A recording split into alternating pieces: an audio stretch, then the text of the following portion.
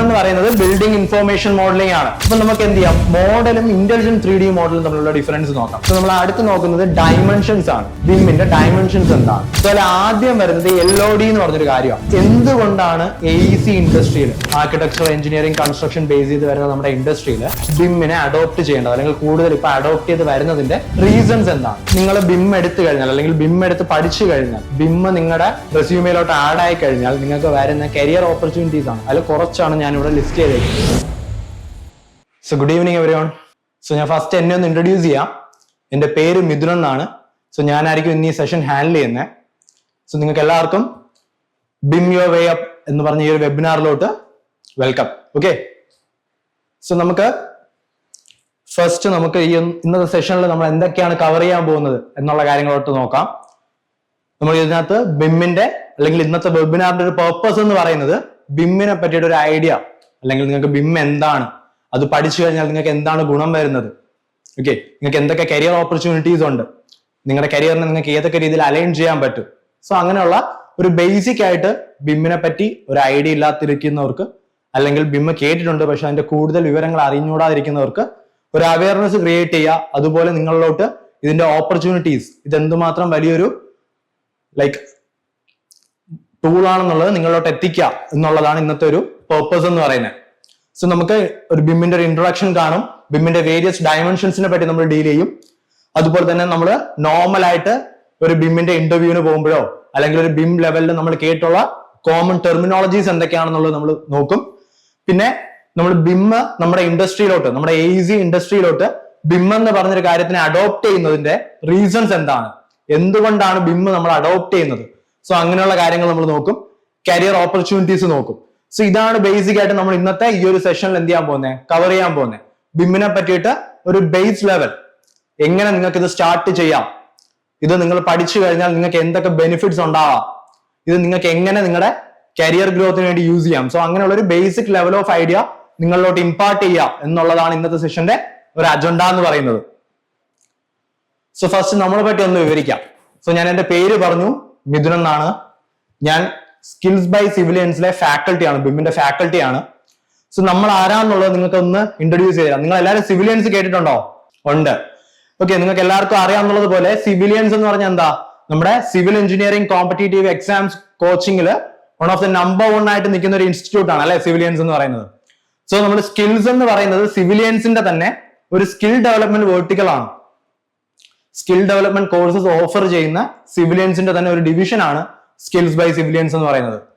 നിങ്ങൾക്ക് അറിയാം, സിവിലിയൻസ് തുടങ്ങിയിട്ട് മോർ ദാൻ ഒരു 10 years ആയി കാണും. 10 years കൊണ്ട് അല്ലെങ്കിൽ 10 yearsന് അധികമായിട്ട് സിവിലിയൻസ് എന്ത് ചെയ്യുന്നുണ്ട്, ഒരു PSC എന്ന് പറയുന്ന അല്ലെങ്കിൽ ഒരു ടെക്നിക്കൽ ഒരു കോമ്പറ്റേറ്റീവ് എക്സാംസ് എന്ന് പറയുന്ന ഒരു ഫീൽഡ് എന്ത് ചെയ്യുന്നുണ്ട്, അവര് സൂപ്പർമസി ആയിട്ട് നിൽക്കുന്നുണ്ട്, അല്ലെങ്കിൽ അവരത് ഒരു ടോപ്പ് ലെവലിൽ തന്നെ നിൽക്കുന്നുണ്ട്.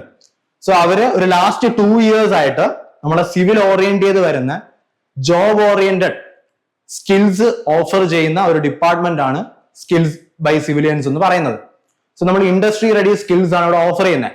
സ്ട്രക്ചറൽ ഡിസൈൻ, ക്വാണ്ടിറ്റി സർവേയിങ്, അതുപോലെ BIM പോലുള്ള മോഡ്യൂൾസ് ഒക്കെ ആയിരിക്കും നമുക്ക് ഈ ഒരു സ്കിൽസിന്റെ പ്രോഗ്രാംസിന്റെ അണ്ടറിൽ വരുന്നത്. കഴിഞ്ഞ 2 വർഷമായിട്ട് അറൌണ്ട് 200+ സ്റ്റുഡൻസിനെ നമ്മൾ ടീച്ച് ചെയ്തിട്ടുണ്ട്. ഒരുപാട് പേർക്ക് നമുക്ക് പ്ലേസ്മെന്റ് കൊടുക്കാൻ പറ്റിയിട്ടുണ്ട്. We are proud to say that. നമുക്ക് ഒരുപാട് പേർക്ക് പ്ലേസ്മെന്റ് അസിസ്റ്റന്റ് കൊടുത്ത് നല്ലൊരു ജോബിലോട്ട് നമുക്ക് അവരെ എത്തിക്കാൻ പറ്റിയിട്ടുണ്ട്. ഒരു 200+ സ്റ്റുഡൻസ് എന്ന് പറയുന്നത് ജസ്റ്റ് എഞ്ചിനീയറിംഗ് കഴിഞ്ഞവർ മാത്രമല്ല, നമ്മളിൽ ഒരു മെജോറിറ്റി ഓഫ് നമ്മുടെ ലേണിംഗ് ഡെമോഗ്രാഫിക് വരുന്നത് വർക്കിംഗ് പ്രൊഫഷണൽസിൽ നിന്നാണ് വരുന്നത്. സോ അവരവരുടെ കരിയറിന്റെ ഗ്രോത്തിന് വേണ്ടിയിട്ട് അവരുടെ അഡീഷണൽ സ്കിൽസ് സെറ്റ് അക്യൂർ ചെയ്യാനായിട്ട് ട്രസ്റ്റ് ചെയ്ത് വരുന്ന ഒരു ഇൻസ്റ്റിറ്റ്യൂട്ട് എന്നുള്ള രീതിയിൽ നമ്മൾ വളരെ പ്രൗഡാണ്. ഇനി നമുക്ക് നമ്മുടെ ഇന്നത്തെ മെയിൻ പർപ്പസിലോട്ട് നമുക്ക് ഇറങ്ങാം. ഓക്കെ, നിങ്ങൾ എത്ര പേര് BIM എന്താന്ന് കേട്ടിട്ടുണ്ട് ഇതിനു മുന്നേ? പറഞ്ഞോ, BIM എന്താണ് എന്നുള്ളത് എത്ര പേർക്ക് ഫെമിലിയർ ആണ്? നിങ്ങൾ എത്ര പേര് ഇത് കേട്ടിട്ടുണ്ട്?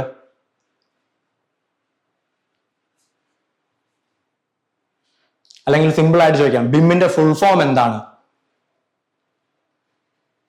അറിയാന്നുള്ളവർ പറഞ്ഞു. ഇത് ജസ്റ്റ് ഒരു ഇന്ററാക്റ്റീവ് ആയിട്ട് എടുത്താൽ മതി. എന്തോ കേട്ടില്ല, ആരായിരുന്നു? Okay, building infrastructure modelling. Okay, വേറെ ആർക്കെങ്കിലും എന്തെങ്കിലും ഉത്തരം ഉണ്ടോ? Building information modelling. ഓക്കെ, നമുക്ക് BIM എന്ന് പറയുന്നത് ബിൽഡിംഗ് ഇൻഫോർമേഷൻ മോഡലിംഗ് ആണ്. ബിൽഡിംഗ് ഇൻഫോർമേഷൻ മോഡലിംഗ്, BIM-ന്റെ ഫുൾ ഫോം എന്ന് പറയുന്നത് ബിൽഡിംഗ് ഇൻഫോർമേഷൻ മോഡലിംഗ് എന്നുള്ളതാണ്. ഇപ്പൊ നിങ്ങൾ പലരും ഇതിനെപ്പറ്റി സെർച്ച് ചെയ്തിട്ടുണ്ടായിരിക്കും. നിങ്ങൾ കുറച്ചു പേരെങ്കിലും ഇത് കേട്ടിട്ടുണ്ടെങ്കിൽ നിങ്ങൾ ഇത് എന്താന്നുള്ളത് അറിയാനൊക്കെ സെർച്ച് ചെയ്തിട്ടുണ്ടായിരിക്കാം. മേ ബി നിങ്ങൾ യൂട്യൂബിലോ എന്തെങ്കിലും ഇതിന് റിലേറ്റ് ചെയ്തിട്ടുള്ള എന്തെങ്കിലും ഷോർട്ട് വീഡിയോസോ കാര്യങ്ങളോ ഒക്കെ കണ്ടിട്ടുണ്ടായിരിക്കാം. ഞാൻ കഴിഞ്ഞൊരു 4 കൊല്ലത്തിലധികമായിട്ട് BIM റിലേറ്റ് ചെയ്തിട്ടുള്ള ഒരു ഫീൽഡിൽ വർക്ക് ചെയ്യുന്ന ഒരാളാണ് ഞാൻ. അത് മോഡലറായിട്ടായാലും ഒരു ട്രെയിനറായിട്ടായാലും ഒരു 4+ years ആയിട്ട് ഞാൻ ഇൻ ആൻഡ് അറൌണ്ട് ഈ ഒരു BIM ഫീൽഡിൽ വർക്ക് ചെയ്യുന്നുണ്ട്. അപ്പൊ ഞാൻ കോളേജസിൽ പോകുമ്പോഴായാലും അല്ലെങ്കിൽ എനിക്ക് ബാക്കിയുള്ള ലൈക്ക് ഇൻഡസ്ട്രി ഫ്രണ്ട്സുമായിട്ട് ഞാൻ സംസാരിക്കുമ്പോഴായാലും അല്ലെങ്കിൽ ഇപ്പൊ കമ്പനി റൺ ചെയ്യുന്നവരുമായിട്ട് സംസാരിക്കുമ്പോഴായാലും അവർ കൂടുതൽ പേരും അല്ലെങ്കിൽ ഇപ്പോഴും കുറെ പേർക്ക് BIM എന്താന്നുള്ളതിനെ പറ്റിയിട്ടുള്ള ഒരു ക്ലിയർ ആയിട്ടുള്ള ഒരു ഐഡിയ ഇല്ല. പ്രോബബ്ലി കുറെ പേര് പറയാറുണ്ട് BIM സോഫ്റ്റ്വെയർ അറിയാന്നുള്ള ആരെങ്കിലും കിട്ടുമെന്നൊക്കെ എന്നോട് ചോദിച്ചിട്ടുണ്ട്. അതായത് നമ്മളിപ്പോ ഒരു കമ്പനി റൺ ചെയ്യുന്ന 2-3 പേര് എനിക്കറിയാം, അവർക്ക് BIM സോഫ്റ്റ്വെയറിൽ വർക്ക് ചെയ്യാൻ പറ്റുന്ന ആൾക്കാരുണ്ടോ എന്നുള്ളത് ചിലർ ചോദിച്ചിട്ടുണ്ട്. ഇത് ഞാൻ വേറൊന്നും കൊണ്ടല്ല പറയുന്നത്, നമുക്കിതിപ്പോ ഒരു ഫ്രഷ് ടെക്നോളജി ഒന്നും അല്ലത്. ഇത് ഒരു വർഷങ്ങളായിട്ട് ഇവിടെ ഉണ്ട്. ഒരു 7-8 വർഷത്തിന് മുന്നേ അല്ലെങ്കിൽ 10 വർഷങ്ങൾക്ക് മുന്നേ തന്നെ BIM എന്ന് പറയുന്നത് ഇൻഡസ്ട്രിയിലുണ്ട്. ഒരു പോസ്റ്റ് കോവിഡ് എറയിലാണ് ഇത് കുറച്ചും കൂടെ ട്രാക്ഷൻ ആവുന്നത് നമ്മുടെ കൺട്രിയിലൊക്കെ. പക്ഷെ എന്നിരുന്നാൽ കൂടി ഇപ്പോഴും ഇത് ക്ലിയർ ആയിട്ട് ഇതിന്റെ കോൺസെപ്റ്റ് എന്താന്നുള്ളത് ഒരു ഐഡിയ കിട്ടാണ്ടിരിക്കുന്ന ഒരുപാട് പേരുണ്ട് നമുക്കിടയിൽ. അത് വേറൊന്നും കൊണ്ടല്ല, ഇതിന്റെ അത്രയ്ക്ക് പോപ്പുലാരിറ്റി ഇവിടെ അച്ചീവ് ചെയ്ത് വരുന്നതേ ഉള്ളൂ. സോ അതുകൊണ്ട് തന്നെ ഒരുപാട് പേർക്ക് ഇത് ക്ലിയർ ആയിട്ട്, ഒരുപാട് പേർക്ക് ഇത് അറിയാം എന്താന്നുള്ളത്. എന്നിരുന്നാലും ഇതിന്റെ ക്ലിയർ കോൺസെപ്റ്റ് എന്താണ്, ഇത് ആക്ച്വലി നമ്മൾ എന്തിനാണ് യൂസ് ചെയ്യുന്നതെന്ന് അറിഞ്ഞുകൂടാത്ത ഒരുപാട് പേര് ഇപ്പോഴും നമുക്ക് ഇടയിലുണ്ട്. സോ ആ ഒരു അവയർനെസ് ആണ് ഞാൻ ഇതുകൊണ്ട് ഉദ്ദേശിക്കുന്നത്. സോ ഇപ്പൊ BIM ഒരാൾ പറഞ്ഞതുപോലെ building information modelling. Okay, so എന്ന് പറഞ്ഞാൽ എന്താ, ഇത് വെച്ചിട്ട് നമ്മൾ എന്താ ഉദ്ദേശിക്കുന്നത്? ഈ BIM എന്ന് പറഞ്ഞാൽ ഒരു സോഫ്റ്റ്വെയർ അല്ല. ഒരുപാട് പേര് പറയുന്നത് പോലെ ഇതൊരു സോഫ്റ്റ്വെയർ അല്ല, ഇതൊരു പ്രോസസ് ആണ്. ഇന്റലിജന്റ് 3D മോഡലിംഗ് ബേസ് ചെയ്തിട്ടുള്ള ഒരു പ്രോസസ്സിനെയാണ് BIM എന്ന് പറയുന്നത്. നിങ്ങൾക്ക് വേണമെങ്കിൽ കുറച്ചും കൂടെ സിംപ്ലിഫൈഡ് ആയിട്ട് ഇതൊരു വർക്ക് ഫ്ലോ ആണെന്നോ അല്ലെങ്കിൽ ഒരു ടെക്നോളജി ആണെന്നോ അല്ലെങ്കിൽ ഒരു മോഡേൺ ടൂൾ ആണെന്നോ ഒക്കെ നിങ്ങൾക്ക് പറയാം. പക്ഷെ ആക്ച്വലി ഇതെന്താന്ന് വെച്ച് കഴിഞ്ഞാൽ ഒരു പ്രോസസ് ആണ്. ഒരു 3D ഇന്റലിജന്റ് മോഡലിനെ ബേസ് ചെയ്തിട്ട് നമ്മൾ നടത്തുന്ന ഒരു പ്രോസസ് ആണ് BIM എന്ന് പറയുന്നത്. ഈ ഒരു BIM പ്രോസസ്സിനകത്ത് നമുക്ക് ഒരുപാട് സോഫ്റ്റ്വെയർസിന് എന്ത് ചെയ്യാൻ പറ്റും, ഇൻകോപ്പറേറ്റ് ചെയ്യാനായിട്ട് പറ്റും. ഓക്കെ, ജസ്റ്റ് ഒരു സോഫ്റ്റ്വെയർ എന്നുള്ളതല്ല, ഇതിനകത്ത് നമ്പർ ഓഫ് സോഫ്റ്റ്വെയർസിന് ഇതിന്റെ ഓരോ ഇതിലോട്ടും അല്ലെങ്കിൽ ഓരോ ഡയമെൻഷൻസിലോട്ടും നമുക്ക് എന്ത് ചെയ്യാൻ പറ്റും, സോഫ്റ്റ്വെയർസിനെ ആഡ് ചെയ്യാനായിട്ട് പറ്റും. അപ്പൊ ഒരുപാട് സോഫ്റ്റ്വെയർസ് യൂസ് ചെയ്ത് നടക്കുന്ന ഒരു പ്രോസസ് ആണ് BIM എന്ന് പറയുന്നത്. സോ അതിന്റെ ബേസിക് എന്താന്ന് വെച്ച് കഴിഞ്ഞാൽ ഒരു ഇന്റലിജന്റ് 3D മോഡലാണ്. അപ്പൊ നമുക്ക് എന്ത് ചെയ്യാം, മോഡലും ഇന്റലിജന്റ് 3D മോഡലും തമ്മിലുള്ള ഡിഫറൻസ് നോക്കാം. നമ്മളിപ്പോ ഒരു സാധാരണ ഒരു 3D മോഡൽ എന്ന് പറഞ്ഞാൽ എന്താ, ഒരു ഷേപ്പ് കാണിക്കുന്നതാണ് അല്ലെ, അല്ലെങ്കിൽ ഒരു ജോമെട്രി ആണ്. അതിന്റെ ഒരു കോൺസെപ്റ്റ് ഐഡിയ നമുക്ക് കിട്ടുന്നതാണ്. ഫോർ എക്സാമ്പിൾ എന്റെ കയ്യിലിരിക്കുന്ന ഈ ഒരു പെന്ന് നോക്കിക്കഴിഞ്ഞാൽ ഇത് ജസ്റ്റ് ഇതിന്റെ ഈ ഒരു ഷേപ്പോ അല്ലെങ്കിൽ ഇതിന്റെ ഒരു ജോമെട്രിയോ ആണ് ഞാൻ എക്സ്പ്ലെയിൻ ചെയ്യുന്നതെങ്കിൽ, അല്ലെങ്കിൽ ഇതിന്റെ ജസ്റ്റ് ഈ ഒരു ഷേപ്പ് മാത്രമാണ് ഞാൻ ക്രിയേറ്റ് ചെയ്യുന്നതെങ്കിൽ അതൊരു സിമ്പിൾ 3D മോഡലാണ്. അപ്പൊ അത് കാണുമ്പോൾ എനിക്ക് എന്താ മനസ്സിലാക്കാൻ പറ്റുന്നത്, ഈ ഒരു ഒബ്ജക്റ്റിന്റെ ഷേപ്പ് എന്താണ് അല്ലെങ്കിൽ ഈ ഒരു ഒബ്ജക്റ്റിന്റെ ജോമെട്രി എന്താണ്, ഇത്രയും കാര്യങ്ങൾ, അല്ലെങ്കിൽ ഇതിന്റെ ഒരു അപ്പിയറൻസ് എങ്ങനെയാണ് വരുന്നത്. സോ ഈ കാര്യങ്ങൾ മാത്രമേ എനിക്ക് എന്ത് ചെയ്യാൻ പറ്റത്തുള്ളൂ, ഒരു നോർമൽ 3D മോഡലിൽ നിന്ന് എനിക്ക് മനസ്സിലാക്കി എടുക്കാനായിട്ട് പറ്റത്തുള്ളൂ. പക്ഷെ ഒരു ഇന്റലിജന്റ് 3D മോഡൽ അല്ലെങ്കിൽ ഒരു BIM മോഡൽ എന്നൊക്കെ നമ്മൾ പറയുമ്പോൾ, അല്ലെങ്കിൽ ഒരു BIM എൻവയോൺമെന്റിനകത്ത് അത് വരുമ്പോൾ ഇതിനകത്ത് എന്തുണ്ട്, ഈ ഒരു മോഡലിന്റെ കൂടെ ജസ്റ്റ് ഇതിന്റെ ഷേപ്പോ ജോമെട്രിയോ മാത്രമല്ല, ഇതിന്റെ അകത്തുകൂടി ബാക്കിയുള്ള ഇൻഫോർമേഷൻസ് അല്ലെങ്കിൽ ഡേറ്റാസ് കൂടെ നമുക്ക് എന്ത് ചെയ്യാൻ പറ്റും, ഫീഡ് ചെയ്യാൻ പറ്റും. അതായത് ഈ ഒരു പെർട്ടിക്കുലർ ഒബ്ജക്റ്റിന്റെ സൈസ് എത്രയാണ്, ലെങ്ത് എത്രയാണ്, ബ്രെഡ്ത്ത് എത്രയാണ്, ഇതിന്റെ അകത്ത് ഇൻഡെപ്ത് ആയിട്ട് നമുക്ക് അകത്ത് എന്തെങ്കിലും ഫീച്ചേഴ്സ് ഉണ്ടെങ്കിൽ അതിനെ പറ്റിയിട്ടുള്ള ഡേറ്റ, ഓരോ കമ്പോണന്റിനെ പറ്റിയിട്ടുള്ള ഡേറ്റ, ഇങ്ങനെ എന്ത് ചെയ്യാൻ പറ്റും, നമുക്ക് ഒരുപാട് ഡേറ്റാസിന് എന്ത് ചെയ്യാൻ പറ്റും, ഈ ഒരു 3D മോഡലുമായിട്ട് നമുക്ക് ക്ലബ് ചെയ്യാൻ പറ്റും. സോ അങ്ങനെ ഒരു ഡേറ്റ റിച്ച് ആയിട്ടുള്ള ഒരു 3D മോഡലിനെയാണ് നമ്മൾ എന്തെന്ന് പറയുന്നത്, ഒരു BIM മോഡൽ എന്ന് പറയുന്നത്. ആ data rich 3D model create ചെയ്യുന്ന ആ ഒരു പ്രോസസ്സിനെയാണ് നമ്മൾ ബിൽഡിംഗ് ഇൻഫർമേഷൻ മോഡലിംഗ് എന്ന് പറയുന്നത്. ഇത് ക്ലിയർ ആണോ നിങ്ങൾക്ക് BIM എന്താന്നുള്ളത്? സിംപ്ലി പറയുവാണെങ്കിൽ ഒരു ഇന്റലിജന്റ് 3D മോഡൽ ബേസ് ചെയ്തിട്ടുള്ള ഒരു പ്രോസസ് ആണ്. അതായത് model plus data. Just model മാത്രമല്ല, മോഡലിന്റെ കൂടെ എന്തും കൂടിയുണ്ട്, ഡേറ്റാസ് കൂടിയുണ്ട്. നമുക്ക് ആവശ്യമായിട്ടുള്ള ഡേറ്റാസ് കൂടെ എന്ത് ചെയ്തിട്ടുണ്ട്, ഈ മോഡലുമായിട്ട് നമ്മൾ അറ്റാച്ച് ചെയ്തിട്ടുണ്ട്.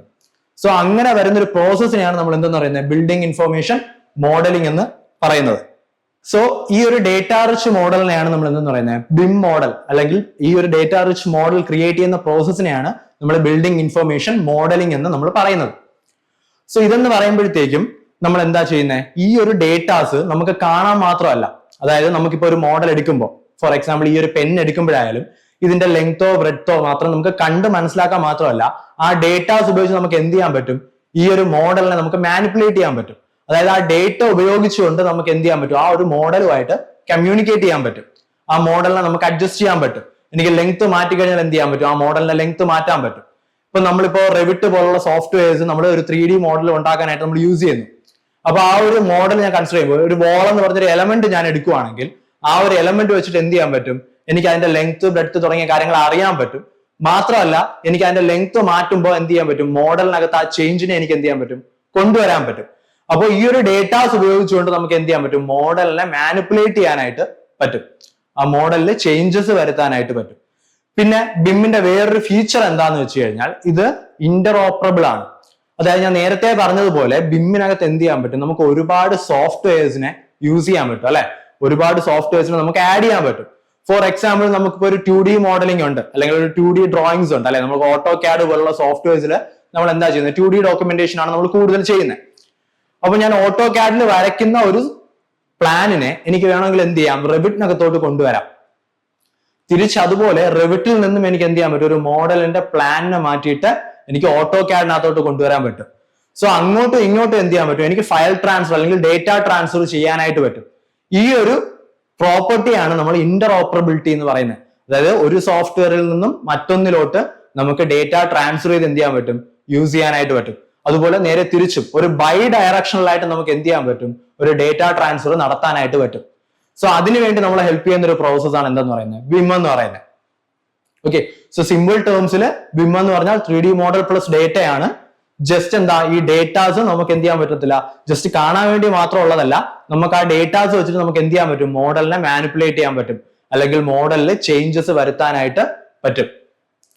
ഈ BIM കൊണ്ട് നമ്മൾ ഉദ്ദേശിക്കുന്നത് ഒരു ബിൽഡ് അസറ്റിന്റെ അല്ലെങ്കിൽ ഒരു ബിൽഡിങ്ങിന്റെയോ അല്ലെങ്കിൽ വേറെ എന്തെങ്കിലും ഒരു ഇൻഫ്രാസ്ട്രക്ചർ പ്രൊജക്ടിന്റെയോ ഇൻഫോർമേഷൻസിനെ ക്രിയേറ്റ് ചെയ്യാനും സ്റ്റോർ ചെയ്യാനും അതിനെ ഷെയർ ചെയ്യാനും ഉള്ള ഒരു എഫക്റ്റീവ് വേ ആയിട്ടാണ് നമ്മൾ BIM-നെ യൂസ് ചെയ്യുന്നത്. BIM-നകത്ത് നമുക്ക് ഈ ഒരു മോഡൽസിന്റെ ഇൻഫോർമേഷൻസിനെ ക്രിയേറ്റ് ചെയ്യാൻ പറ്റും, അതിനെ ഒരു ഡിജിറ്റൽ സ്റ്റോറേജ് ആയിട്ട് കീപ്പ് ചെയ്യാൻ പറ്റും, മറ്റു സോഫ്റ്റ്വെയർസിലോട്ടോ അല്ലെങ്കിൽ മറ്റ് സ്റ്റേക്ക് ഹോൾഡേഴ്സിലോട്ടോ എനിക്ക് ഇതിനെ എന്ത് ചെയ്യാൻ പറ്റും, ട്രാൻസ്ഫറും ചെയ്യാൻ പറ്റും. സോ ഇങ്ങനെ ക്രിയേറ്റ് ചെയ്ത് സ്റ്റോർ ചെയ്ത് അതുപോലെ തന്നെ ഇൻഫോർമേഷനെ ഷെയർ ചെയ്യാനായിട്ട് നമ്മളെ ഹെൽപ്പ് ചെയ്യുന്ന ഒരു പ്രോസസ്സും കൂടിയാണ് എന്തെന്ന് പറയുന്നത്, BIM എന്ന് പറയുന്നത്. ഇനി അടുത്ത് നമ്മൾ കാണുന്നത് ഇതിന്റെ ഫീച്ചേഴ്സ് ആണ്. അതായത് BIM എന്ന് പറഞ്ഞ ഈ ഒരു പ്രോസസ്സിന്റെ ഒരു മെയിൻ ഫീച്ചേഴ്സ് അല്ലെങ്കിൽ മെയിൻ ക്യാരക്ടറിസ്റ്റിക്സ് എന്താന്നുള്ളതാണ് നമ്മൾ അടുത്ത് നോക്കുന്നത്. സോ ബേസിക്കലി ആദ്യത്തെ എന്താ, ഡേറ്റാ സെൻട്രിക് അപ്രോച്ച് ആണ്. ഡേറ്റാ സെൻട്രിക് അപ്രോച്ച് ഞാൻ നേരത്തെ പറഞ്ഞതുപോലെ അതിന്റെ ഒരു ബേസ് ഡെഫിനിഷൻ ആണ് ഞാൻ നേരത്തെ പറഞ്ഞത് അല്ലെ. ഒരു 3D മോഡലിന്റെ കൂടെ നമുക്ക് എന്തും കൂടി കൊടുക്കാൻ പറ്റും, ഡേറ്റാസും കൂടി കൊടുക്കാൻ പറ്റും. ഇവിടെ മോഡലിങ്ങിന് മാത്രമല്ല ഇമ്പോർട്ടൻസ് ഉള്ളത്, മോഡലിങ്ങിന് എത്ര വെയിറ്റേജ് ഉണ്ടോ അതേ വെയിറ്റേജ് നമുക്ക് എന്തിനും കൊടുക്കാൻ പറ്റും, അല്ലെങ്കിൽ എന്തിനും ഉണ്ട്, നമ്മുടെ ഡേറ്റാസിനും ഉണ്ട്. ജസ്റ്റ് ഒരു 3D മോഡലിങ്ങിന് മാത്രം ഒരു സൂപ്പർമസി കൊടുക്കുന്ന ഒരു പ്രോസസ് അല്ല. 3D മോഡലിംഗ് എന്ന് പറയുന്നത് നമ്മുടെ BIM-ന്റെ ഒരു എലമെന്റ് ആണ്, അല്ലെങ്കിൽ BIM-നകത്ത് വരുന്ന ഒരു ഇമ്പോർട്ടന്റ് ഫീച്ചർ തന്നെയാണ്. പക്ഷെ അതിന് മാത്രമല്ല ഇവിടെ വെയിറ്റേജ് ഉള്ളത്, നമ്മൾ ആ മോഡൽസിൽ കൂടി എന്തൊക്കെ ഡേറ്റാസ് ആഡ് ചെയ്യും, അല്ലെങ്കിൽ എന്തൊക്കെ ഡേറ്റാസ് നമുക്ക് ആ ഒരു മോഡലുമായിട്ട് ക്ലബ് ചെയ്യാൻ പറ്റും, അതിനും ഇവിടെ വളരെ വലിയ ഇമ്പോർട്ടന്റ് ഉണ്ട്. അതാണ് one of the driving factors ഇവിടെ. സോ BIM എന്ന് പറയുന്നത് ഒരു മെയിൻ ഫീച്ചർ എന്ന് പറയുന്നത് ഡേറ്റാ സെൻട്രിക് അപ്രോച്ച് ആണ്. പിന്നെ സെക്കൻഡ് എന്ന് പറയുന്നത് സെൻട്രലൈസ്ഡ് ഇൻഫോർമേഷൻ ആണ്. നമ്മൾ BIM-ന് പുറത്ത് അല്ലെങ്കിൽ BIM നമ്മൾ അവോയ്ഡ് ചെയ്തിട്ട് നോക്കുകയാണെന്നുണ്ടെങ്കിൽ നമുക്ക് ഒരു ട്രഡീഷണൽ വർക്ക് ഫ്ലോ നമ്മൾ കൺസിഡർ ചെയ്യുകയാണെങ്കിൽ ഓരോന്നിനും ഓരോ സോഫ്റ്റ്വെയർ ആണ്, ഓരോന്നിന്റെയും ഡേറ്റ നമ്മൾ സെപ്പറേറ്റ് ആയിട്ടാണ് സ്റ്റോർ ചെയ്യുന്നത് അല്ലെ. ഒരു ഡോക്യുമെന്റേഷൻ സെപ്പറേറ്റ് ആയിരിക്കാം, അതിന്റെ മെറ്റീരിയൽ അല്ലെങ്കിൽ ക്വാണ്ടിറ്റീസ് ഒരു സെപ്പറേറ്റ് ഡോക്യുമെന്റ് ആയിരിക്കാം. സോ ഇങ്ങനെ എല്ലാം ഒരു സെപ്പറേറ്റ് എലമെന്റ് ആയിട്ടായിരിക്കും നമ്മൾ എന്ത് ചെയ്യുന്നത്, സേവ് ചെയ്ത് വെക്കുന്നത്. ഓക്കെ, എല്ലാം സെപ്പറേറ്റ് ആയിട്ടായിരിക്കും നമ്മൾ കീപ്പ് ചെയ്യുന്നത്, അല്ലെങ്കിൽ എല്ലാ ഇൻഫോർമേഷനും സെപ്പറേറ്റ് ഉള്ള ഒരു എൻറ്റിറ്റീസ് ആയിട്ടായിരിക്കും നമ്മുടെ വർക്ക് ഫ്ലോയ്ക്കകത്ത് നിൽക്കുന്നത്. പക്ഷെ ഇവിടെ വരുമ്പോൾ സെൻട്രലൈസ്ഡ് ഇൻഫോർമേഷൻ, അതായത് ഒരു ഡേറ്റയിൽ തന്നെ അല്ലെങ്കിൽ ഒരു മോഡലിൽ തന്നെ എല്ലാ ഇൻഫോർമേഷൻസും എന്താണ്, ക്യുമുലേറ്റീവ് ആണ് അല്ലെ, അല്ലെങ്കിൽ ക്യുമുലേറ്റ് ചെയ്ത് വെച്ചിട്ടുണ്ട്. എല്ലാ ഇൻഫോർമേഷൻസും നമുക്കൊരു സിംഗിൾ സോഴ്സിൽ നിന്ന് നമുക്ക് കിട്ടും.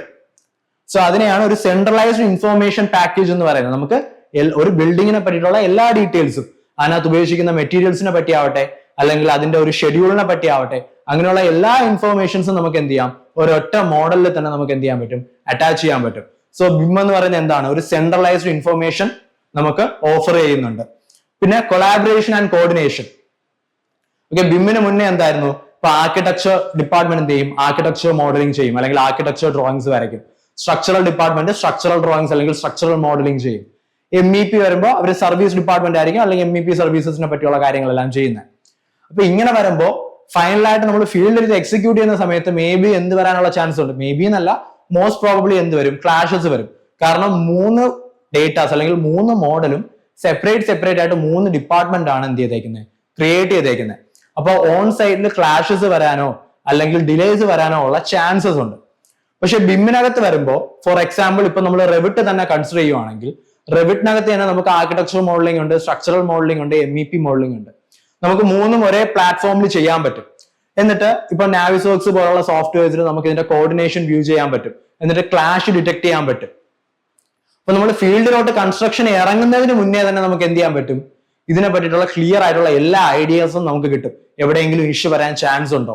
അങ്ങനെ ഇഷ്യൂ വരാൻ ചാൻസ് ഉണ്ടെങ്കിൽ നമുക്ക് ഫീൽഡിൽ വർക്ക് തുടങ്ങുന്നതിന് മുന്നേ ഈ ഒരു ഡിസൈൻ ഫേസിലോ മോഡലിംഗ് ഫേസിലോ തന്നെ നമുക്ക് എന്ത് ചെയ്യാൻ പറ്റും? അതിനെ റെക്ടിഫൈ ചെയ്യാൻ പറ്റും. ഇപ്പൊ ഫീൽഡിലോട്ട് വരുമ്പോൾ എന്ത് പറ്റത്തില്ല? നമുക്ക് ടൈം ഡിലേ ഇല്ല, മെറ്റീരിയൽ വേസ്റ്റേജ് ഇല്ല, നമുക്ക് കോസ്റ്റ് കുറച്ചും കൂടെ നമുക്ക് എന്ത് ചെയ്യാൻ പറ്റും? സേവ് ചെയ്യാൻ പറ്റും. മെറ്റീരിയലിന്റെ വേസ്റ്റേജ് നമുക്ക് കുറയ്ക്കാൻ പറ്റും. ടൈം നമുക്ക് ലാഭിക്കാൻ പറ്റും. കാരണം നമുക്ക് ഫീൽഡിൽ പോയി നിന്നിട്ട് എന്ത് ചെയ്യണ്ട, ഇതിനെ ഒന്നും സോൾവ് ചെയ്യാനുള്ള ടൈം നമ്മൾ സ്പെൻഡ് ചെയ്യണ്ട. എല്ലാം നമുക്ക് ഡിസൈൻ ഫേസിൽ തന്നെ എന്ത് ചെയ്യാൻ പറ്റും? ഈ ഡിഫറെന്റ് മോഡൽസിനെ ക്രിയേറ്റ് ചെയ്ത് ആ മോഡൽസിനെ നമുക്ക് കൊളാബറേറ്റ് ചെയ്ത് അതിന് നമുക്ക് ക്ലാഷ് ഡിറ്റക്ഷൻ റൺ ചെയ്ത് ഇങ്ങനെ എല്ലാ പ്രോസസ്സും നമുക്ക് ബിഫോർ ഹാൻഡ് തന്നെ പ്രൊജക്ട് ഫീൽഡിൽ തുടങ്ങുന്നതിന് മുന്നേ തന്നെ നമുക്ക് എന്ത് ചെയ്യാൻ പറ്റും? ക്രിയേറ്റ് ചെയ്യാനായിട്ട് പറ്റും. അപ്പൊ അങ്ങനെ വരുമ്പോൾ നമുക്ക് എന്താണ്? ഫീൽഡിലുള്ള റിസ്കുകൾ കുറയാണ്, അല്ലെങ്കിൽ ഫീൽഡിൽ വരാൻ ചാൻസ് ഉള്ള മിസ്റ്റേക്സ് നമുക്ക് എന്ത് ചെയ്യാൻ പറ്റും? റെഡ്യൂസ് ചെയ്യാൻ പറ്റും. ബെറ്റർ കോർഡിനേഷൻ കിട്ടും വർക്കിന്. സോ അതിന് വേണ്ടിയിട്ട് നമ്മൾ എന്ത് ചെയ്യും? BIM സഹായിക്കും. Collaboration and coordination. പിന്നെ വർക്ക് ഷെയറിംഗ് ഉണ്ട്. വർക്ക് ഷെയറിംഗ് എന്ന് പറഞ്ഞാൽ എന്താ? ഇപ്പൊ ഞാൻ ഇവിടെ നിന്ന് വർക്ക് ചെയ്യുന്നു, നിങ്ങൾ ആരെങ്കിലും ഒരാൾ എന്റെ ടീമിലുള്ള ഒരാളാണെന്ന് വിചാരിച്ചോ. അപ്പൊ നിങ്ങൾക്ക് സെപ്പറേറ്റ് ആയിട്ട് ഞാൻ എന്താ ഇതിന്റെ മെയിൽ അയക്കേണ്ട, അങ്ങനെയുള്ള കാര്യങ്ങളൊന്നും ചെയ്യേണ്ട. നമുക്ക് ഓൺലൈൻ തന്നെ നമുക്ക് സോഫ്റ്റ്വെയർസിന്റെ അകത്ത് തന്നെ, ഇപ്പൊ റെവിറ്റിന്റെ അകത്ത് തന്നെ വർക്ക് ഷെയറിംഗ് മോഡ് ഉണ്ട്. സോ അത് ഇനേബിൾ ചെയ്തിരുന്നാൽ എനിക്കും നിങ്ങൾക്കും വേണമെങ്കിൽ എന്ത് ചെയ്യാം? സെയിം മോഡലില് സെയിം ടൈമിൽ വർക്ക് ചെയ്യാം. ഒരു സെൻട്രൽ മോഡൽ എന്ന് പറഞ്ഞിട്ടൊരു കാര്യമുണ്ട്. അതിൽ നിന്ന് നമുക്ക് വേണമെങ്കിൽ ലോക്കലൈസ്ഡ് കോപ്പീസ് ജനറേറ്റ് ചെയ്യാം. എന്നിട്ട് നമുക്ക് എല്ലാവർക്കും എന്ത് ചെയ്യാം? അതിൽ വർക്ക് ചെയ്യാം. എന്നിട്ട് ഏറ്റവും last at the end of the day നമുക്ക് എന്ത് ചെയ്യാം? ആ സെൻട്രലൈസ്ഡ് മോഡലിലോട്ട് നമ്മുടെ വർക്കിനെ സിങ്ക്രണൈസ് ചെയ്യാം. ഓക്കെ, അപ്പൊ വർക്ക് ഷെയറിംഗ് എന്ന് പറഞ്ഞാൽ വേറെ ഒന്നുമല്ല, ഒരു ഇന്റേണൽ വർക്ക് ഷെയറിംഗ് ആവാം, എക്സ്റ്റേണൽ വർക്ക് ഷെയറിംഗ് ആവാം. അത് നമുക്ക് വേണമെങ്കിൽ ലോക്കൽ വർക്ക് ഷെയറിംഗും ഉണ്ട്, അതുപോലെ തന്നെ ഓൺലൈൻ അല്ലെങ്കിൽ ക്ലൗഡ് ബേസ്ഡ് വർക്ക് ഷെയറിംഗും ഉണ്ട്. ഡിഫറെന്റ് പീപ്പിൾസിന് ഡിഫറെന്റ് പ്ലേസസിൽ നിന്ന് എന്ത് ചെയ്യാൻ പറ്റും? സെയിം മോഡലിലോട്ട് വർക്ക് ചെയ്യാൻ പറ്റും. നിങ്ങൾ ചെയ്യുന്ന വർക്ക്സ് എന്ത് ചെയ്യും? നമുക്ക് ഒരു സെൻട്രൽ മോഡലിലോട്ട് at the end of the day നമുക്ക് എന്ത് ചെയ്യാൻ പറ്റും? സിങ്ക്രണൈസ് ചെയ്യാൻ പറ്റും, അല്ലെങ്കിൽ അപ്ഡേറ്റ് ചെയ്യാനായിട്ട് പറ്റും. അടുത്ത് നമ്മൾ ഓൾറെഡി മെൻഷൻ ചെയ്തു ഇന്റർഓപ്പറബിലിറ്റി എന്നുള്ളത്. നമുക്ക് അങ്ങോട്ട് ഒരു ബൈ ഡയറക്ഷണൽ ഫ്ലോ ഉണ്ട്. ഒരു സോഫ്റ്റ്വെയറിൽ നിന്നും മറ്റൊരു സോഫ്റ്റ്വെയറിലോട്ട് നമുക്ക് എന്ത് ചെയ്യാൻ പറ്റും? ഇൻഫോർമേഷൻസിനെ ഷെയർ ചെയ്യാൻ പറ്റും, അല്ലെങ്കിൽ ഡേറ്റ ട്രാൻസ്ഫർ നടത്താൻ പറ്റും. ഓട്ടോകാഡിൽ ചെയ്യുന്ന ഫയലിനെ എനിക്ക് റെവിറ്റിലോട്ട് എന്ത് ചെയ്യാം? കൊണ്ടുവരാം. തിരിച്ചു നേരെ റെവിറ്റിൽ നിന്നും എനിക്ക് എന്ത് ചെയ്യാൻ പറ്റും? ഓട്ടോകാഡിലോട്ട് കൊണ്ടുവരാൻ പറ്റും. അങ്ങനെ ഒരു ഇന്റർഓപ്പറബിൾ ആയിട്ട് നമുക്ക് എന്ത് ചെയ്യാൻ പറ്റും? ഫയൽ ട്രാൻസ്ഫർ അല്ലെങ്കിൽ ഡേറ്റ ട്രാൻസ്ഫർ നടക്കും. സോ ഇന്റർഓപ്പറേറ്റബിലിറ്റി എന്ന് പറയുന്നത് ഒരു ഫീച്ചറാണ്. പിന്നെ ക്ലാഷ് ഡിറ്റക്ഷൻ, നമ്മളിവിടെ കൊളാബറേഷന്റെ ടൈമിൽ പറഞ്ഞു. ക്ലാഷ് ഡിറ്റക്ഷൻ എന്ന് പറഞ്ഞാൽ നമുക്ക് ഡിഫറെന്റ് മോഡൽസ് കാണും അല്ലെ. ഇപ്പൊ ആർക്കിടെക്ചർ മോഡൽ ഉണ്ട്, സ്ട്രക്ചറൽ മോഡൽ ഉണ്ട്, സർവീസിന്റെ മോഡൽ ഉണ്ട്, MEP മോഡൽ ഉണ്ട്. അപ്പൊ ഇത് മൂന്നും കൂടി നമ്മൾ എന്ത് ചെയ്യും? ലിങ്ക് ചെയ്ത് ഒരു ഫെഡറേറ്റഡ് മോഡൽ ആക്കി മാറ്റും. അതായത് ഇൻഡിവിജ്വൽ മോഡൽസിനെ നമ്മൾ കൊണ്ടുവന്ന് എന്ത് ചെയ്യും? ക്ലബ് ചെയ്തിട്ട് ഒരു ഫെഡറേറ്റഡ് മോഡൽ ആക്കി നമ്മൾ മാറ്റും. ഈ ഫെഡറേറ്റഡ് മോഡലിനെ വെച്ചിട്ട് നമുക്ക് നാവിസ്വർക്സ് പോലുള്ള സോഫ്റ്റ്വെയറിലോ അല്ലെങ്കിൽ സോളിഡറി പോലുള്ള സോഫ്റ്റ്വെയർസിലോ ഒക്കെ നമുക്ക് ക്ലാഷ് ഡിറ്റക്ഷൻ ചെയ്യാനായിട്ട് പറ്റും. ഇപ്പൊ ക്ലാഷ് ഡിറ്റക്ഷൻ എന്ന് പറഞ്ഞാൽ ഇപ്പോ ഒരു സ്ട്രക്ചറിലും MEP ഞാൻ കൺസിഡർ ചെയ്യണം. അപ്പൊ ഡക്റ്റും കോളംസും തമ്മിൽ എവിടെയെങ്കിലും ക്രോസ് ആവുന്നുണ്ടോ അല്ലെങ്കിൽ ക്ലാഷ് വരുന്നുണ്ടോ?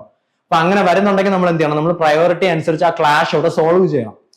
അപ്പൊ ഇങ്ങനെയുള്ള കാര്യങ്ങളെയൊക്കെ നമുക്ക് ബിഫോർ ഹാൻഡ് ഫൈൻഡ് ഔട്ട് ചെയ്യുന്ന ഒരു മെത്തേഡാണ് ക്ലാഷ് ഡിറ്റക്ഷൻ എന്ന് പറയുന്നത്. അതായത് ഏതെങ്കിലും എലമെന്റ്സ് തമ്മിൽ ക്ലാഷ് വരുന്നുണ്ടോ? ഇപ്പൊ 2 ഡിഫറെന്റ് മോഡലാണ് അല്ലെ. സ്ട്രക്ചറൽ മോഡൽ സെപ്പറേറ്റ് ആണ്, നമ്മുടെ MEP മോഡൽ സെപ്പറേറ്റ് ആണ്.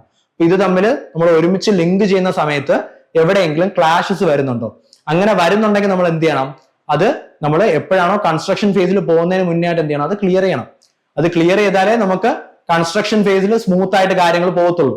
സോ അതിനുവേണ്ടി അങ്ങനെ എന്തെങ്കിലും ക്ലാഷസ് ഉണ്ടോ എന്ന് നമുക്ക് കണ്ടുപിടിക്കാനും അതിനെ റെക്ടിഫൈ ചെയ്യാനുമായിട്ട് നമ്മളെ ഹെൽപ്പ് ചെയ്യുന്ന ഒരു പ്രോസസ്സാണ് എന്തെന്ന് പറയുന്നത്? ക്ലാഷ് ഡിറ്റക്ഷൻ എന്ന് പറയുന്നത്. ഏറ്റവും ലാസ്റ്റ് എന്ന് പറഞ്ഞാൽ ലൈഫ് സൈക്കിൾ ബേസ്ഡ് ആണ്. ബേസിക്കലി ലൈഫ് സൈക്കിൾ ബേസ്ഡ് എന്ന് പറഞ്ഞാൽ എന്താ? നമ്മുടെ ഒരു പ്രൊജക്ടിന്റെ എൻറ്റയർ ലൈഫ് സ്പാനിൽ നമുക്ക് എന്ത് ചെയ്യാൻ പറ്റും? BIM-ന്റെ ഹെൽപ്പ് എടുക്കാൻ പറ്റും.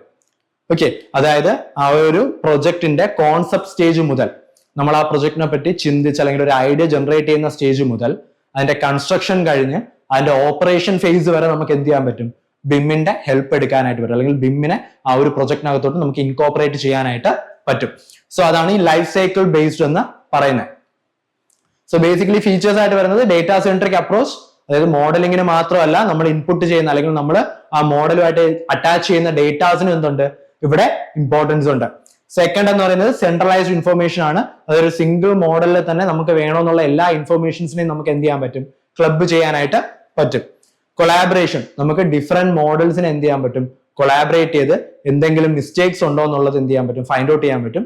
ഇൻ ടേൺ നമുക്ക് എന്ത് ചെയ്യാൻ പറ്റും? നമ്മുടെ ആ പ്രൊജക്ടിന്റെ കോർഡിനേഷൻ, ഡിഫറെന്റ് ഡിസിപ്ലിൻസ് തമ്മിലുള്ള കോർഡിനേഷൻ നമുക്ക് എന്ത് ചെയ്യാൻ പറ്റും? ഇംപ്രൂവ് ചെയ്യാനായിട്ട് പറ്റും.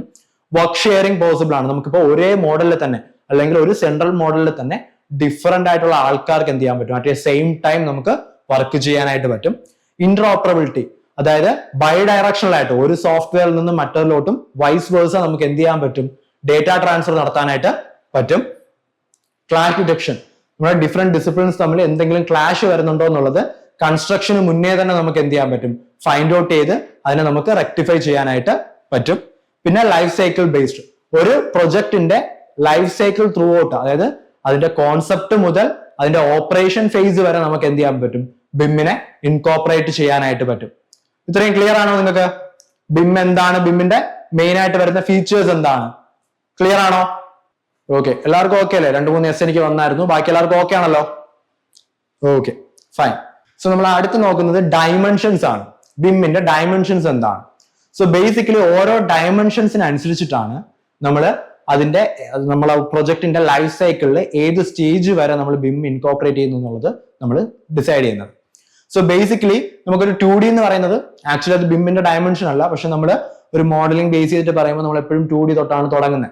നമ്മൾ ബിമ്മിന്റെ ഡയമെൻഷൻസ് സ്റ്റാർട്ട് ചെയ്യുന്നത് ആക്ച്വലി 3D മുതലാണ്. 3D മോഡലിംഗ് ആണ് ഏറ്റവും ബേസിക് ഡയമെൻഷൻ ബിമ്മിനകത്ത് പറയുമ്പോൾ. പക്ഷെ നമുക്കൊരു 3D മോഡലിംഗ് ചെയ്യണമെങ്കിൽ ഫസ്റ്റ് നമുക്ക് എന്തായിരിക്കണം? ഒരു ഇനിഷ്യലി നമുക്ക് ഒരു 2D ഡ്രാഫ്റ്റിങ്ങിനെ പറ്റിയിട്ടുള്ള ഐഡിയാസ് വേണം. സോ 2 ഡയമെൻഷൻ എന്ന് പറഞ്ഞാൽ നമ്മൾ ട്രഡീഷണൽ ആയിട്ടുള്ള 2D ഡ്രോയിങ്സ് ആണ്. നിങ്ങൾ നോർമലി ചെയ്യുന്ന ഓട്ടോക്യാഡ് ഡ്രോയിങ്സ് ഒക്കെ നമുക്ക് 2 ഡയമെൻഷനകത്തായിട്ടായിരിക്കും വരുന്നത്. ബിമ്മിന് 2D ഉണ്ടോ എന്ന് ചോദിച്ചു കഴിഞ്ഞാൽ നമ്മൾ ബേസിക്കലി എന്ത് ചെയ്യത്തില്ല, അതിനെ അങ്ങനെ ഡിഫൈൻ ചെയ്യത്തില്ല. 2D എന്ന് പറയുന്നത് ബിമ്മിനകത്തുള്ള ഒരു ഡയമെൻഷൻ ആണെന്നുള്ള രീതിയിൽ നമ്മൾ അങ്ങനെ അധികം പറയാറില്ല. നമ്മൾ നോർമലി ബിമ്മിന്റെ ഡയമെൻഷൻ സ്റ്റാർട്ട് ചെയ്യുന്നത് 3D മോഡലിംഗ് തന്നെയാണ്. പക്ഷെ ബിമ്മിന്റെ 2D എന്താണെന്ന് ചോദിച്ചു കഴിഞ്ഞാൽ നമ്മുടെ സിമ്പിൾ ഓട്ടോക്യാഡ് ഡ്രോയിങ്സ് തന്നെയാണ് 2 ഡയമെൻഷനകത്ത് വരുന്നത്. നമുക്ക് വേണ്ട സാങ്ഷൻ ഡ്രോയിങ്സ് ആവാം, പ്ലാൻസ് ആവാം, എലിവേഷൻസ് ആവാം, സെക്ഷൻസ് ആവാം. സോ അങ്ങനെയുള്ള നമ്മുടെ 2D ഡ്രാഫ്റ്റിംഗ്സ് അല്ലെങ്കിൽ നമ്മൾ വരയ്ക്കുന്ന 2D ഡ്രോയിങ്സ് എല്ലാം 2 ഡയമെൻഷണൽ ആസ്പെക്ടിന്റെ അകത്ത് വരുന്ന കാര്യങ്ങളാണ്. പിന്നെ അടുത്ത 3D മോഡലിംഗ് എന്താ? നമ്മുടെ 3D മോഡൽസ് അല്ലെ, നമ്മളിപ്പോ റെവിറ്റോ 3ds മാക്സോ ആർക്കിക്കാഡോ തുടങ്ങിയ സോഫ്റ്റ്വെയർസ് വെച്ചിട്ട് നമ്മൾ എന്ത് ചെയ്യും? നമ്മൾ ക്രിയേറ്റ് ചെയ്യാൻ പോകുന്ന പ്രൊജക്ടിന്റെ ഒരു 3D മോഡൽ നമ്മൾ പ്രിപ്പയർ ചെയ്യും. സോ അതാണ് ബേസിക്കലി 3rd ഡയമെൻഷന്റെ അകത്ത് വരുന്നത്. ഓക്കെ, അങ്ങനെ നമ്മൾ ഒരു 3D മോഡൽ പ്രിപ്പയർ ചെയ്യുന്നു. സോ ബേസിക്കലി ആ 3D മോഡൽസിന്റെ അകത്ത് എന്തും കൂടെ കാണും? ഡേറ്റാസും കൂടെ കാണും. നമുക്ക് വേണ്ട ഡേറ്റാസ്, നമ്മളിപ്പോ ഒരു വാൾ കൺസിഡർ ചെയ്യുവാണെങ്കിൽ ആ വാളിന്റെ മെറ്റീരിയൽ എന്താണ്? ഇപ്പൊ നമ്മൾ ബ്രിക്ക് വാൾ ആണോ ചെയ്യുന്നത്, അങ്ങനെയാണെങ്കിൽ അതിന്റെ മെറ്റീരിയൽ നമുക്ക് എത്രയുണ്ട്, അതിന്റെ തിക്നെസ് എത്രയാണ്, ഇപ്പൊ ബ്രിക്കിന്റെ തിക്നെസ് എത്രയാണ്, ആ ലെങ്ത് എത്രയുണ്ട്, വിഡ്ത്ത് എത്രയുണ്ട്. സോ ഇങ്ങനെ തുടങ്ങിയിട്ടുള്ള എല്ലാ ഇൻഫോർമേഷൻസും നമുക്ക് എന്ത് ചെയ്യാൻ പറ്റും? ആ ഒരു 3D മോഡലിന്റെ കൂടെ അറ്റാച്ച് ചെയ്യാൻ പറ്റും. സോ അങ്ങനെ വരുന്ന ഒരു modelling plus data rich environment ആണ് എന്തെന്ന് പറയുന്നത്? ഒരു 3 ഡയമെൻഷൻ എന്ന് പറയുന്നത്. ബേസിക്കലി ആ മോഡലിനെ കുറിച്ചുള്ള ഡേറ്റാസ് അല്ലെങ്കിൽ ആ മോഡലിന്റെ പ്രോപ്പർട്ടീസ്, ഇതാണ് 3Dക്കകത്ത് നമ്മൾ ചെയ്യുന്നത്. അടുത്ത് 4D അല്ലെങ്കിൽ 4th ഡയമെൻഷൻ എന്ന് പറയുമ്പോൾ എന്താണ്? ഈ മോഡലിംഗിന്റെ കൂടെ നമ്മൾ എന്ത് ചെയ്യും? ടൈമിന്റെ ആസ്പെക്റ്റും കൂടെ കേട്ടും. ടൈമിന്റെ ആസ്പെക്ട് എന്ന് പറയുമ്പോൾ ഷെഡ്യൂളിംഗ് ആണ്, പ്രൊജക്ടിന്റെ ഷെഡ്യൂൾ. ആ പ്രൊജക്ടിന് എത്ര ഡ്യൂറേഷൻ എടുക്കുന്നു, അല്ലെങ്കിൽ ഒരു പെർട്ടിക്കുലർ ആക്ടിവിറ്റി ചെയ്യാൻ എത്ര ഡ്യൂറേഷൻ എടുക്കുന്നു. സോ ഇങ്ങനെയുള്ള ഷെഡ്യൂളിംഗിന്റെ കോൺസെപ്റ്റ്സും കൂടി എന്തിലോട്ട് വരും? നമ്മുടെ മോഡലിനകത്തോട്ട് വരും. സോ അതാണ് നമ്മൾ 4Dക്കകത്ത് ചെയ്യുന്നത്. നമ്മുടെ നോർമൽ മോഡലിന്റെ കൂടെ നമ്മൾ ഷെഡ്യൂളിംഗ് ഡേറ്റാസും കൂടി എന്ത് ചെയ്യും? ആഡ് ചെയ്യും. നോർമൽ ആയിട്ടുള്ള 3D മോഡൽ പ്ലസ് അതിന്റെ ഡേറ്റയുടെ കൂടെ നമ്മൾ എന്ത് ചെയ്യും? ഷെഡ്യൂളിംഗ് ഡേറ്റ കൂടെ ആഡ് ചെയ്യും. ഇതിനായിട്ട് നമ്മൾ യൂസ് ചെയ്യുന്ന സോഫ്റ്റ്വെയർസ് ആണ് ഇപ്പൊ പ്രൈമവേറ അല്ലെങ്കിൽ മൈക്രോസോഫ്റ്റ് പ്രൊജക്ട്. ഈവൻ നാവിസ് വർക്സിലും നമുക്ക് എന്ത് ചെയ്യാൻ പറ്റും? 4D ചെയ്യാൻ പറ്റും. 4D ചെയ്തിട്ട് അതിന്റെ 4D സിമുലേഷൻ വീഡിയോസ് ഒക്കെ നമുക്ക് നാവിസ് വർക്സിനകത്ത് ക്രിയേറ്റ് ചെയ്തെടുക്കാനായിട്ട് പറ്റും. സോ 4D എന്ന് പറഞ്ഞാൽ നമ്മൾ 3rd ഡയമെൻഷൻസിനകത്ത് ചെയ്യുന്ന 3D മോഡൽ പ്ലസ് ഡേറ്റയെ അതിന്റെ കൂടെ നമ്മൾ എന്തും കൂടി ആഡ് ചെയ്യും? ടൈമിന്റെ കൺസ്ട്രെയിനും കൂടെ അല്ലെങ്കിൽ ഷെഡ്യൂളിംഗ് ഡേറ്റ കൂടെ ആഡ് ചെയ്ത് വരുന്ന ഡയമെൻഷൻ ആണ് 4D എന്ന് പറയുന്നത്. ഇനി അടുത്ത് 5D വന്നാലോ ഇതിന്റെ കൂടെ എന്തും കൂടെ വരും, അതായത് 4Dയുടെ കൂടെ കോസ്റ്റും കൂടെ വരും. അതായത് 3D മോഡൽ പ്ലസ് അതിന്റെ മോഡൽ ഡേറ്റ പ്ലസ് അതിന്റെ ഷെഡ്യൂളിംഗ് ഡേറ്റ, അതിന്റെ കൂടെ എന്തും കൂടി വരും, കോസ്റ്റിന്റെ ഡേറ്റാസും കൂടെ വരും. സോ അങ്ങനെ വരുന്ന ഒരു ഡയമെൻഷൻ ആണ് 5th ഡയമെൻഷൻ, കോസ്റ്റ് ഡയമെൻഷൻ ആണ്. അതായത് 4Dയിൽ നമുക്ക് അവൈലബിൾ ആവുന്ന ഡേറ്റയുടെ കൂടെ നമ്മൾ എന്ത് ചെയ്യും, കോസ്റ്റിന്റെ ഫീച്ചേഴ്സ് അല്ലെങ്കിൽ കോസ്റ്റിന്റെ ഡേറ്റാസും കൂടി നമ്മൾ എന്ത് ചെയ്യും, ആഡ് ചെയ്യും. അല്ലെങ്കിൽ ആ കോസ്റ്റ് എസ്റ്റിമേഷനും കൂടെ നമ്മൾ ചെയ്യും. ഈ 5Dക്ക് നമുക്ക് യൂസ് ചെയ്യാൻ പറ്റുന്ന സോഫ്റ്റ്വെയർസ് ആണ് നാവിസ് വർക്സും അതുപോലെ കോസ്റ്റെക്സ് എന്നൊക്കെ പറഞ്ഞിട്ടുള്ള സോഫ്റ്റ്വെയർസ് ഉണ്ട്. സോ അത് ഉപയോഗിച്ചുകൊണ്ട് നമുക്ക് എന്ത് ചെയ്യാൻ പറ്റും, 5D ചെയ്യാൻ പറ്റും. ഇനി അടുത്ത 6D എന്ന് പറയുമ്പോൾ എന്താ, സസ്റ്റൈനബിലിറ്റി ആൻഡ് എനർജി അനാലിസിസ്. അതായത് നമ്മുടെ ബിൽഡിംഗ് എത്രത്തോളം സസ്റ്റൈനബിൾ ആണ്, അതിൽ നിന്ന് എത്രത്തോളം എനർജി ഇമ്പാർട്ട് ചെയ്യുന്നുണ്ട്. നമ്മളിപ്പോ ഗ്രീൻ ബിൽഡിംഗ് സർട്ടിഫിക്കറ്റ്സ് ഒക്കെ ഉണ്ടല്ലോ, ഇപ്പൊ ഗൃഹ, ലീഡ് തുടങ്ങിയുള്ള സർട്ടിഫിക്കേഷൻസിനൊക്കെ നമ്മൾ എന്ത് ചെയ്യണം, ഈ ഒരു എനർജി അനാലിസിസ് ചെയ്ത് അതിന്റെ ഡേറ്റയൊക്കെ നമ്മൾ യൂസ് ചെയ്യും. സോ അങ്ങനെ ഒരു സസ്റ്റൈനബിലിറ്റി ആൻഡ് എനർജി അനാലിസിസ് ആണ് നമ്മുടെ 6th ഡയമെൻഷനകത്ത് വരുന്നത്. ഓക്കെ, അത് ഗ്രീൻ ബിൽഡിങ്ങിന്റെ സർട്ടിഫിക്കേഷൻസിന് വേണ്ടിയിട്ടൊക്കെ ആയിരിക്കും നമ്മൾ 6D ഡിപ്പെൻഡ് ചെയ്യുന്നത്. നമുക്ക് ഈ 6Dക്കകത്ത് യൂസ് ചെയ്യാൻ പറ്റുന്ന സോഫ്റ്റ്വെയർസ് ആണ് ഓട്ടോഡെസ്കിന്റെ തന്നെ ഇൻസൈറ്റ് എന്ന് പറഞ്ഞിട്ടൊരു സോഫ്റ്റ്വെയർ ഉണ്ട്. സോ അതൊക്കെ നമുക്ക് ഇൻസൈറ്റ് 360 എന്ന് പറയും. സോ അതൊക്കെ നമുക്ക് ഈ ഒരു 6 ഡയമെൻഷനകത്ത് നമുക്ക് യൂസ് ചെയ്യാൻ പറ്റുന്ന ഒരു സോഫ്റ്റ്വെയർ ആണ്. പിന്നെ ഏറ്റവും ലാസ്റ്റ് വരുന്നത് 7th ഡയമെൻഷൻ, ഫെസിലിറ്റി മാനേജ്മെന്റ് ആണ്. അതായത് ഞാൻ നേരത്തെ പറഞ്ഞ പോലെ BIM എന്ന് പറയുന്നത് ഒരു ലൈഫ് സൈക്കിൾ അക്രോസ് ആയിട്ട് നമുക്ക് എന്ത് ചെയ്യാൻ പറ്റും, യൂസ് ചെയ്യാൻ പറ്റും. അതായത് ഒരു പ്രൊജക്ടിന്റെ കോൺസെപ്റ്റ് മുതൽ ആ പ്രൊജക്ടിനെ നമുക്ക് എന്ത് ചെയ്യാൻ പറ്റും, അതിന്റെ ഓപ്പറേഷൻ സ്റ്റേജ് വരെ നമുക്ക് എന്ത് ചെയ്യാൻ പറ്റും, BIM ഉപയോഗിച്ച് മോണിറ്റർ ചെയ്യാനായിട്ട് പറ്റും. സോ ആ ഒരു ഓപ്പറേഷൻ സ്റ്റേജിൽ നമ്മളെ ഹെൽപ്പ് ചെയ്യുന്ന ഡയമെൻഷൻ ആണ് 7th ഡയമെൻഷൻ അല്ലെങ്കിൽ 7D എന്ന് പറയുന്നത്. ഫെസിലിറ്റി മാനേജ്മെന്റ് ആണ്, ആ ബിൽഡിങ്ങിന്റെ പെർഫോമൻസ് ആണ് ഇത് മോണിറ്റർ ചെയ്യുന്നത്. എന്നിട്ട് നമുക്ക് ഓരോന്നിന്റെയും ലൈക്ക് അതിന്റെ പെർഫോമൻസ് മോണിറ്റർ ചെയ്യും. എന്തെങ്കിലും മെയിൻ്റനൻസ് ഷെഡ്യൂൾസ് നമുക്ക് സെറ്റ് ചെയ്യാൻ പറ്റും. അതായത് യൂസ് ചെയ്തേക്കുന്ന ഓരോ എലമെന്റിന്റെയും വാറന്റി പോലുള്ള കാര്യങ്ങളുടെ ഡേറ്റാസ് ഒക്കെ വെച്ചിട്ട് നമുക്ക് എപ്പോഴായിരിക്കണം അടുത്ത് മെയിൻ്റനൻസ് വരേണ്ടത്. സോ അങ്ങനെയുള്ള മെയിൻ്റനൻസ് ഷെഡ്യൂൾ വരെ നമുക്ക് എന്ത് ചെയ്യാൻ പറ്റും, 7Dക്കകത്ത് ഷെഡ്യൂൾ ചെയ്യാനായിട്ട് പറ്റും. സോ ഇത്രയാണ്, അതായത് നമ്മുടെ 3D തൊട്ട് 7D വരെയാണ് നമ്മൾ നോർമലി പറയുന്ന സ്റ്റാൻഡേർഡ് ഡയമെൻഷൻസ് എന്ന് പറയുന്നത്. നമ്മൾ നോർമലി BIM-നകത്ത് ഡിഫൈൻ ചെയ്യുന്ന സ്റ്റാൻഡേർഡ് ഡയമെൻഷൻസ് എന്ന് പറഞ്ഞാൽ 3D to 7D ആണ്. 3D എന്ന് പറയുമ്പോൾ നമ്മുടെ മോഡലിംഗ് മുതൽ നമ്മുടെ 7D എന്ന് പറയുമ്പോൾ ഫെസിലിറ്റി മാനേജ്മെന്റ് വരെ. ഇതാണ് നമ്മൾ സ്റ്റാൻഡേർഡ് ആയിട്ട് പറയുന്ന ഡയമെൻഷൻസ്. ഇതിന് പുറമെ ഇപ്പൊ നമുക്ക് ന്യൂലി ഡയമെൻഷൻസ് ആയിട്ട് 8th dimension, 9th and 10th എന്ന് പറഞ്ഞിട്ട് 3 ഡയമെൻഷൻസ് വന്നിട്ടുണ്ട്. അത് ഫുള്ളി ഡെവലപ്ഡ് അല്ല. 8th ഡയമെൻഷനകത്ത് നമ്മൾ പറയുന്നത് സേഫ്റ്റി, ഹെൽത്ത് ഹസാർഡ്, സോ ഇങ്ങനെ തുടങ്ങിയിട്ടുള്ള കാര്യങ്ങളെല്ലാം 8th ഡയമെൻഷനകത്താണ് വരുന്നത്. അത് നമ്മുടെ ഒരു ബിൽഡിങ്ങിന്റെ ലൈക്ക് ഓപ്പറേഷൻ സ്റ്റേജിലോ അല്ലെങ്കിൽ അതിന്റെ കൺസ്ട്രക്ഷൻ സ്റ്റേജിലോ വരുന്ന സേഫ്റ്റി. അപ്പൊ സേഫ്റ്റി ക്രൈറ്റീരിയാസ് നമ്മൾ എന്ത് ചെയ്യേണ്ടി വരും, യൂസ് ചെയ്യേണ്ടി വരും. സോ അങ്ങനെയുള്ള കാര്യങ്ങളെല്ലാം വരുന്നത് 8th ഡയമെൻഷനകത്താണ്. 9th ഡയമെൻഷനകത്ത് ഡീൽ ചെയ്യുന്നത് ലീൻ കൺസ്ട്രക്ഷൻ ആണ്.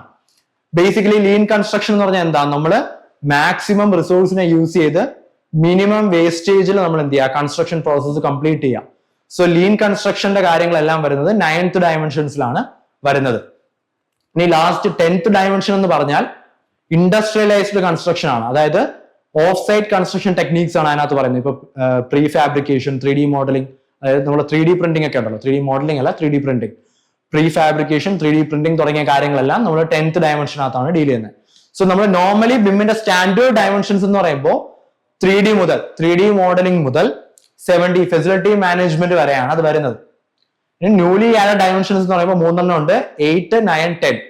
8 എന്ന് പറയുമ്പോൾ സേഫ്റ്റി മാനേജ്മെന്റ് ആണ്, 9 എന്ന് പറയുമ്പോൾ ലീൻ കൺസ്ട്രക്ഷൻ, 10 എന്ന് പറയുമ്പോൾ ഇൻഡസ്ട്രിയലൈസ്ഡ് കൺസ്ട്രക്ഷൻ, അതായത് പ്രീ ഫാബ്രിക്കേഷൻ തുടങ്ങിയ കാര്യങ്ങൾ.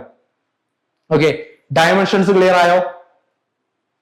നമ്മൾ ഇത്രയും നേരമായിട്ട് എന്ത് നോക്കി, BIM എന്താന്ന് നോക്കി, BIM എന്താണ്, അത് എങ്ങനെയാണ് നമ്മൾ ചെയ്യുന്നത്, BIM നോക്കി, അതിന്റെ ഫീച്ചേഴ്സ് നോക്കി, അതിന്റെ ഡയമെൻഷൻസ് നോക്കി. ഇത്രയും കാര്യങ്ങൾ ക്ലിയർ ആണോ നിങ്ങൾക്ക്?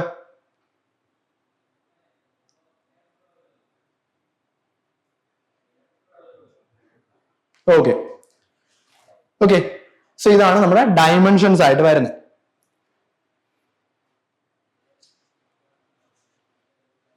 ഓക്കെ, ഇനി അടുത്ത് നമുക്ക് നോക്കേണ്ടത്, നമ്മൾ നോർമൽ ആയിട്ട് ഒരു BIM റിലേറ്റ് ചെയ്തിട്ടുള്ള നിങ്ങൾ ഇന്റർവ്യൂസിന് പോകുമ്പോഴായാലും അല്ലെങ്കിൽ BIM-നെ ബേസ് ചെയ്തിട്ട് നിങ്ങൾ ഏറ്റവും കൂടുതൽ കേൾക്കാൻ ചാൻസസ് ഉള്ള കുറെ ടെർമിനോളജീസ് ആണ്.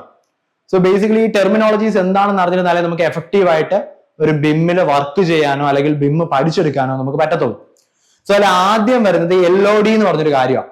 LOD എന്താണെന്ന് ആർക്കെങ്കിലും പറയാവോ? LOD കേട്ടിട്ടുണ്ടോ ആരെങ്കിലും? അല്ലെങ്കിൽ ഒന്ന് ഗസ് ചെയ്ത് LOD എന്താന്നുള്ളത്? ചുമ്മാ ഒന്ന് ഗസ് ചെയ്തോ, തെറ്റിയാലൊന്നും ഇവിടെ യാതൊരു കുഴപ്പമില്ല. LOD എന്താ? നിങ്ങൾക്ക് എന്താ തോന്നുന്നത് LOD എന്ന് പറഞ്ഞ് കേൾക്കുമ്പോ? ചുമ്മാ ഒന്ന് ഗസ് ചെയ്തോടോ, കുഴപ്പമില്ല. ലൗഡായിട്ട് പറയാൻ ബുദ്ധിമുട്ടാണെങ്കിൽ ചാറ്റിൽ ഇട്ടാലും മതി. LOD എന്തായിരിക്കും? നമ്മളിപ്പോ മോഡലിനെ പറ്റിയാണ് സംസാരിച്ചുകൊണ്ടിരിക്കുന്നത് അല്ലെ? ഇപ്പൊ LOD എന്ന് പറഞ്ഞാൽ എന്താണ്? ഞാൻ ഇവിടെ ഓൾറെഡി ഡിഫൈൻ ചെയ്ത് വെച്ചിട്ടുണ്ട്. അതെന്താണെന്നുള്ളത് ഞാൻ ഡിഫൈൻ ചെയ്ത് വെച്ചിട്ടുണ്ട്. അപ്പൊ LOD എന്തായിരിക്കും? Level of development. Level of development എന്നാണ് നമ്മൾ പറയുന്നത്. ഓക്കെ, സോ LOD എന്ന് പറഞ്ഞാൽ ലെവൽ ഓഫ് ഡെവലപ്മെന്റ്, അല്ലെങ്കിൽ ചില കേസസിൽ അല്ലെങ്കിൽ ചില ഡെഫിനിഷൻസ് നിങ്ങൾ നോക്കിക്കഴിഞ്ഞാൽ ലെവൽ ഓഫ് ഡീറ്റെയിലിംഗ് എന്നും പറയാറുണ്ട്. സോ ബേസിക്കലി നമ്മൾ BIM സ്റ്റാൻഡേർഡിനകത്ത് ഡിഫൈൻ ചെയ്യുന്നത് ലെവൽ ഓഫ് ഡെവലപ്മെന്റ് എന്നാണ് പറയുന്നത്. Level of development. പിന്നെ ചില ബുക്സിലും ചില സ്റ്റാൻഡേർഡ്സിലും ലെവൽ ഓഫ് ഡീറ്റെയിലിംഗ് എന്നുള്ള രീതിയിലും ഇതിനെ എക്സ്പ്ലെയിൻ ചെയ്യാറുണ്ട്. സോ ബേസിക് ആയിട്ട് ലെവൽ ഓഫ് ഡെവലപ്മെന്റ് എന്ന് നിങ്ങൾ ഓർത്ത് വെച്ചിരുന്നാൽ മതി. സോ നമുക്ക് ഒരു പ്രൊജക്ടിനകത്തോട്ട് നമ്മൾ BIM ഇൻകോപ്പറേറ്റ് ചെയ്യുമ്പോൾ അതിന്റെ LOD ലെവൽ നമ്മൾ ഡിഫൈൻ ചെയ്യണം. അതായത് ഏത് ലെവൽ ഓഫ് ഡെവലപ്മെന്റ് വരെ നമ്മൾ എന്ത് ചെയ്യുന്നുണ്ട്, ഈ പ്രൊജക്ടിനകത്ത് ഇത് ഇൻകോപ്പറേറ്റ് ചെയ്യുന്നുണ്ട് എന്നുള്ളത് നമ്മൾ ക്ലിയർ ആയിട്ട് എന്ത് ചെയ്യണം, ഡിഫൈൻ ചെയ്യണം. നമുക്ക് മെയിൻ ആയിട്ട് വരുന്ന LODs എന്ന് പറയുന്നത് LOD 100, 200, 300, 400 ആൻഡ് 500. സോ ഇങ്ങനെ 5 ലെവൽസ് ആണ് വരുന്നത് ബേസിക്കലി. ഓക്കെ, ഇതിനോട് ഒരു 350 എന്ന് പറഞ്ഞൊരു ലെവലും കൂടി ഡിഫൈൻ ചെയ്യാറുണ്ട്. പക്ഷെ മേജർ ആയിട്ട് വരുന്നത് ഇത് 5 100, 200, 300, 400 ആൻഡ് 500. ഇതിൽ LOD 100 എന്ന് പറഞ്ഞാൽ കോൺസെപ്റ്റ് ആണ്. അതായത് നമ്മൾ ക്രിയേറ്റ് ചെയ്യാൻ പോകുന്നതിന്റെ ഒരു സ്കീമാറ്റിക് ഡിസൈൻ അല്ലെങ്കിൽ ഒരു കോൺസെപ്ച്വൽ ഡിസൈൻ. അതിന്റെ ഷേപ്പ് എന്തായിരിക്കും, ഒരു അപ്രോക്സിമേറ്റ് ജോമെട്രി ആണ്. ഇപ്പൊ നോക്കുവാണെങ്കിൽ ഈ ഒരു ബിൽഡിങ്ങിന്റെ ഒരു അപ്രോക്സിമേറ്റ് ഷേപ്പ് ആണ് ഒരു റെക്ടാംഗിൾ അല്ലെങ്കിൽ ഒരു ക്യൂബ് വെച്ചിട്ട് ഇവരവിടെ കാണിച്ചിരിക്കുന്നത്.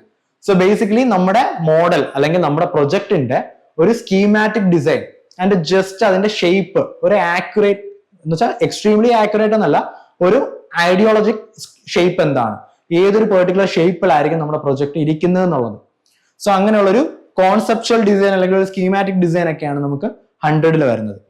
200 വരുമ്പോൾ ബേസിക് ഡിസൈൻ, കുറച്ചും കൂടി ഡീറ്റെയിലിംഗ് ഉണ്ട്, കുറച്ചും കൂടി ആക്യുറേറ്റ് ആയിട്ടുള്ള ജോമെട്രി ആയിരിക്കും. പക്ഷെ സൈസും പ്രൊപ്പോർഷനും ഒന്നും പ്രോപ്പർ ആവണമെന്നില്ല. ജോമെട്രിക്കലി കുറച്ചും കൂടി, അതായത് അതിന്റെ സൈസും കാര്യങ്ങളൊക്കെ, സൈസ് അല്ല, ഷേപ്പ് എന്തായിരിക്കും, കുറച്ചും കൂടെ പ്രോപ്പർ ആയിരിക്കും. നമ്മൾ ഇതിൽ വന്നേക്കുന്ന കണക്കല്ല, ഇതിൽ ജസ്റ്റ് ഒരു ക്യൂബ് മാത്രമേ നമുക്കുള്ളൂ അല്ലെ. നമുക്ക് ഇവിടെ നോക്കുമ്പോഴത്തേക്കും അതിന് കുറച്ചും കൂടെ ഡീറ്റെയിലിംഗ് ഉണ്ട്, അതിന്റെ ഷേപ്പ് കുറച്ചും കൂടെ അവർ എന്ത് ചെയ്തിട്ടുണ്ട്, പ്രോപ്പർ ആയിട്ട് കൊടുത്തിട്ടുണ്ട്. സോ അങ്ങനെ ഒരു ബേസിക് ഡിസൈൻ സ്റ്റേജ് ആണ് എന്തെന്ന് പറയുന്നത് LOD 200 എന്ന് പറയുന്നത്. LOD 300 എന്ന് പറഞ്ഞാൽ ഡീറ്റെയിൽ ഡിസൈൻ ആണ്. അതായത് കുറച്ചും കൂടെ ആക്യുറസി ഉണ്ട്, കറക്റ്റ് ഷേപ്പ് ആണ് അല്ലെങ്കിൽ കറക്റ്റ് സൈസ് ആണ്, ഏരിയ കറക്റ്റ് ആണ്, എവിടെ എന്ത് കാര്യങ്ങൾ ഇരിക്കുന്നു എന്നുള്ളത് കറക്റ്റ് ആയിട്ട് നമ്മൾ സെറ്റ് ചെയ്തിട്ടുണ്ട്. സോ അങ്ങനെ LOD 200-നെക്കാട്ടിയും കുറച്ചും കൂടി എന്ത് ചെയ്തിട്ടുണ്ട്, ഇൻഫോർമേഷൻസ് ആഡ് ചെയ്തിട്ടുണ്ട്, അല്ലെങ്കിൽ കുറച്ചും കൂടെ ഫീച്ചേഴ്സ് ആഡ് ചെയ്തിട്ടുണ്ട്. അതാണ് ഡീറ്റെയിൽ ഡിസൈൻ എന്ന് പറയുന്നത് LOD 300. ഇനി അടുത്ത LOD 400 എന്ന് പറയുന്നത് ഫാബ്രിക്കേഷൻ മോഡൽ. ഫാബ്രിക്കേഷൻ മോഡൽ എന്ന് പറയുമ്പോൾ ഷോപ്പ് ഡ്രോയിങ്സ് ഒക്കെ, അതായത് നമ്മൾ ഇത് വെച്ചിട്ട് എന്ത് ചെയ്യാൻ പറ്റും, നമുക്ക് വേണ്ട എലമെന്റ്സിനെ ഇപ്പൊ എന്തെങ്കിലും ഫാബ്രിക്കേറ്റ് ചെയ്യാനുണ്ടെങ്കിൽ ഫാബ്രിക്കേറ്റ് ചെയ്യാൻ പറ്റും, അല്ലെങ്കിൽ അതിന് വേണ്ടിയിട്ടുള്ള കാര്യങ്ങൾ നമുക്ക് ചെയ്യാനായിട്ട് പറ്റും. അതാണ് ഫാബ്രിക്കേഷൻ മോഡൽ. ഷോപ്പ് ഡ്രോയിങ്സ് പോലുള്ള കാര്യങ്ങളൊക്കെ നമ്മൾ LOD 400-ലാണ് വരുന്നത്. അത്രയ്ക്ക് ഡീറ്റെയിൽഡ് ആയിരിക്കും. അതായത് നമുക്ക് എന്ത് ചെയ്യാൻ പറ്റും, പ്രീ ഫാബ്രിക്കേഷൻ പോലുള്ള കാര്യങ്ങൾക്ക് നമുക്ക് കൊടുക്കാനായിട്ട് പറ്റും. ഇനി LOD 500 എന്ന് പറഞ്ഞാൽ അസ്ബിൽറ്റ് മോഡലാണ്. അസ്ബിൽറ്റ് മോഡൽ എന്ന് പറഞ്ഞാൽ നമ്മൾ റിയൽ ലൈഫിൽ ആ മോഡൽ എങ്ങനെ കാണുന്നോ എക്സാക്ട്ലി അതുപോലെ തന്നെ നമുക്ക് എന്ത് ചെയ്യാൻ പറ്റും, ഈ ഒരു കാര്യത്തിനെ നമുക്ക് ഡിജിറ്റലിയും കാണാൻ പറ്റും. നമ്മൾ അസ്ബിൽറ്റ് മോഡൽ എന്ന് പറഞ്ഞാൽ റിയലിസ്റ്റിക് ആയിട്ട്, അല്ലെങ്കിൽ നമ്മൾ റിയൽ ലൈഫിൽ ഈ ഒരു പ്രോജക്റ്റിനെയോ ഈ ഒരു മോഡലിനെയോ നമ്മൾ എങ്ങനെയായിരിക്കും കാണാൻ പറ്റുന്നത്, എക്സാക്ട്ലി അതിന്റെ എന്തായിരിക്കും, ഒരു ഡിജിറ്റൽ റെപ്ലിക്ക ആയിരിക്കും നമ്മൾ അസ്ബിൽറ്റ് മോഡലിൽ വരുന്നത്. എല്ലാം നമ്മൾ റിയലിസ്റ്റിക് മോഡലിൽ കാണുന്നത് പോലെ തന്നെ ആയിരിക്കും. സോ ബേസിക്കലി ഈ ഒരു 5 ലെവൽ ഓഫ് ഡെവലപ്മെന്റ് ആണ് നമ്മൾ നോർമലി BIM-നകത്ത് യൂസ് ചെയ്യുന്നത്. സോ LOD എന്ന് പറയുന്നത് ലെവൽ ഓഫ് ഡെവലപ്മെന്റ് ആണ്. ഇതെന്താ കാണിക്കുന്നതെന്ന് വെച്ചാൽ നമ്മുടെ മോഡല് എത്ര ഡീറ്റെയിൽസ് ആയിട്ട് വരണം, നമ്മുടെ മോഡലിനകത്ത് എത്ര ഡീറ്റെയിൽസ് നമുക്ക് കൊടുക്കണം. സോ അങ്ങനെയുള്ള കാര്യങ്ങളാണ് എന്തിൽ വരുന്നത്, ഈ ഒരു LOD-ക്കകത്ത് ഡിഫൈൻ ചെയ്യുന്നത്. അപ്പൊ നമ്മളൊരു പ്രൊജക്ട് തുടങ്ങുമ്പോൾ നമ്മൾ ആ പ്രൊജക്ടിന്റെ LOD ലെവൽ ആദ്യമേ ഡിഫൈൻ ചെയ്യണം. ഇത്ര ലെവൽ ഓഫ് ഡെവലപ്മെന്റ് വരെ നമുക്കിത് കൊണ്ടുപോകണം എന്നുള്ളത്. 100 എന്ന് പറയുമ്പോൾ കോൺസെപ്റ്റ് ഡിസൈൻ ആണ്. LOD 200 എന്ന് പറയുമ്പോൾ ബേസിക് ഡിസൈൻ, 300 എന്ന് പറയുമ്പോൾ ഡീറ്റെയിൽ ഡിസൈൻ, 400 എന്ന് പറയുമ്പോൾ ഫാബ്രിക്കേഷൻ മോഡൽ, 500 എന്ന് പറയുമ്പോൾ അസ്ബിൽറ്റ് മോഡൽ. സോ ഇങ്ങനെയാണ് നമ്മുടെ LODs വരുന്നത്. ഇനി അടുത്ത വൺ ഓഫ് ദ ഇമ്പോർട്ടന്റ് ടെർമിനോളജിയാണ് BEP, BIM എക്സിക്യൂഷൻ പ്ലാൻ.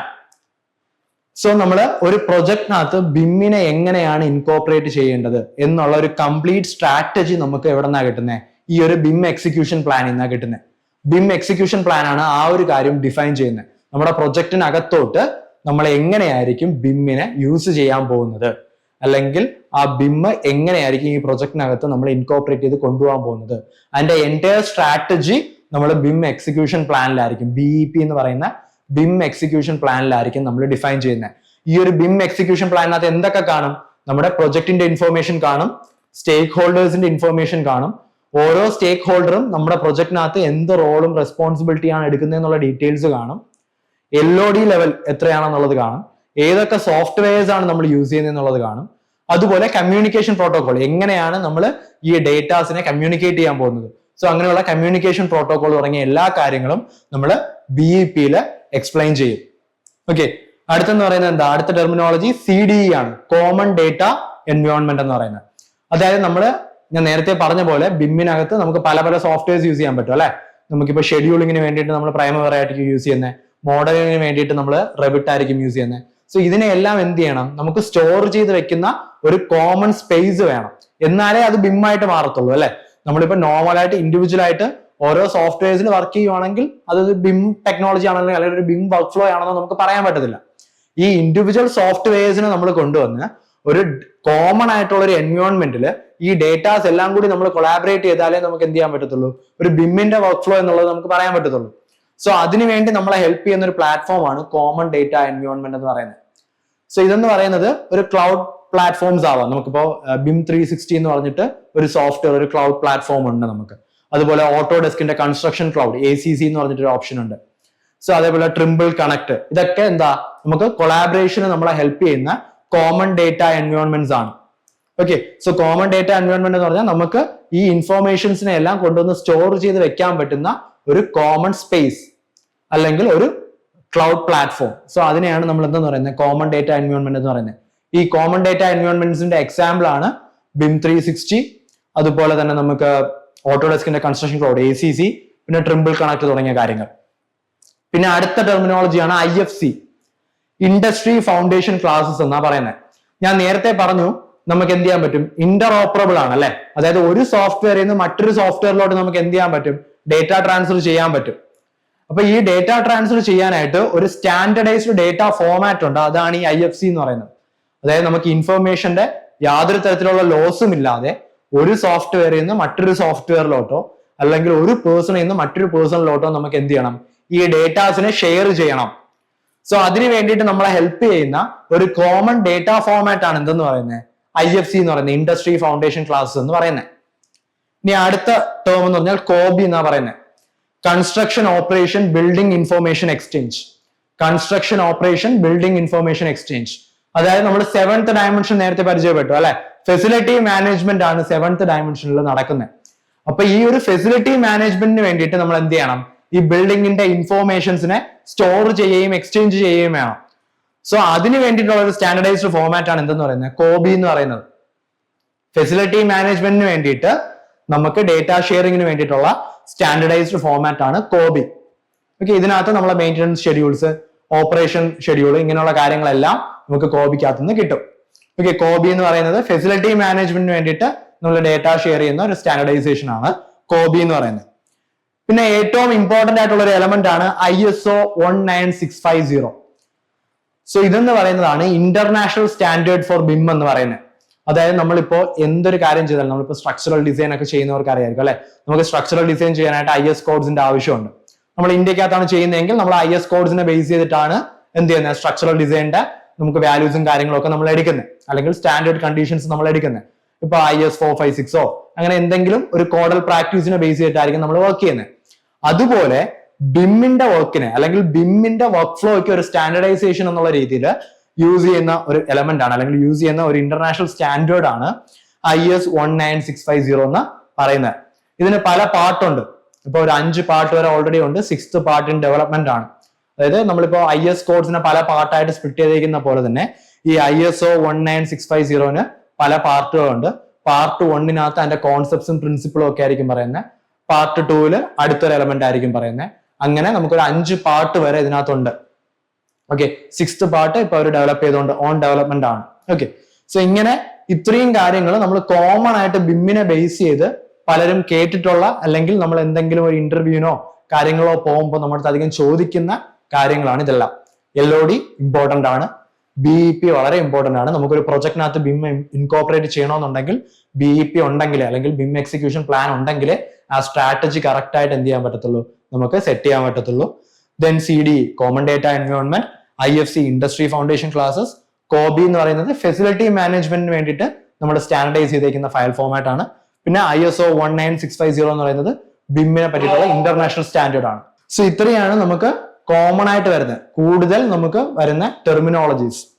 ഇത്രയല്ല, ഇതിനെക്കാട്ടിയും കൂടുതലുണ്ട് കേട്ടോ. നമ്മൾ കോമൺ ആയിട്ട് ഫ്രീക്വന്റ് ആയിട്ട് വരുന്ന ടെർമിനോളജീസ് മാത്രമേ ഇവിടെ ഇപ്പോൾ ഈ ഒരു ഷോർട്ട് സ്പാനിൽ നമ്മൾ ചെയ്തിട്ടുള്ളൂ.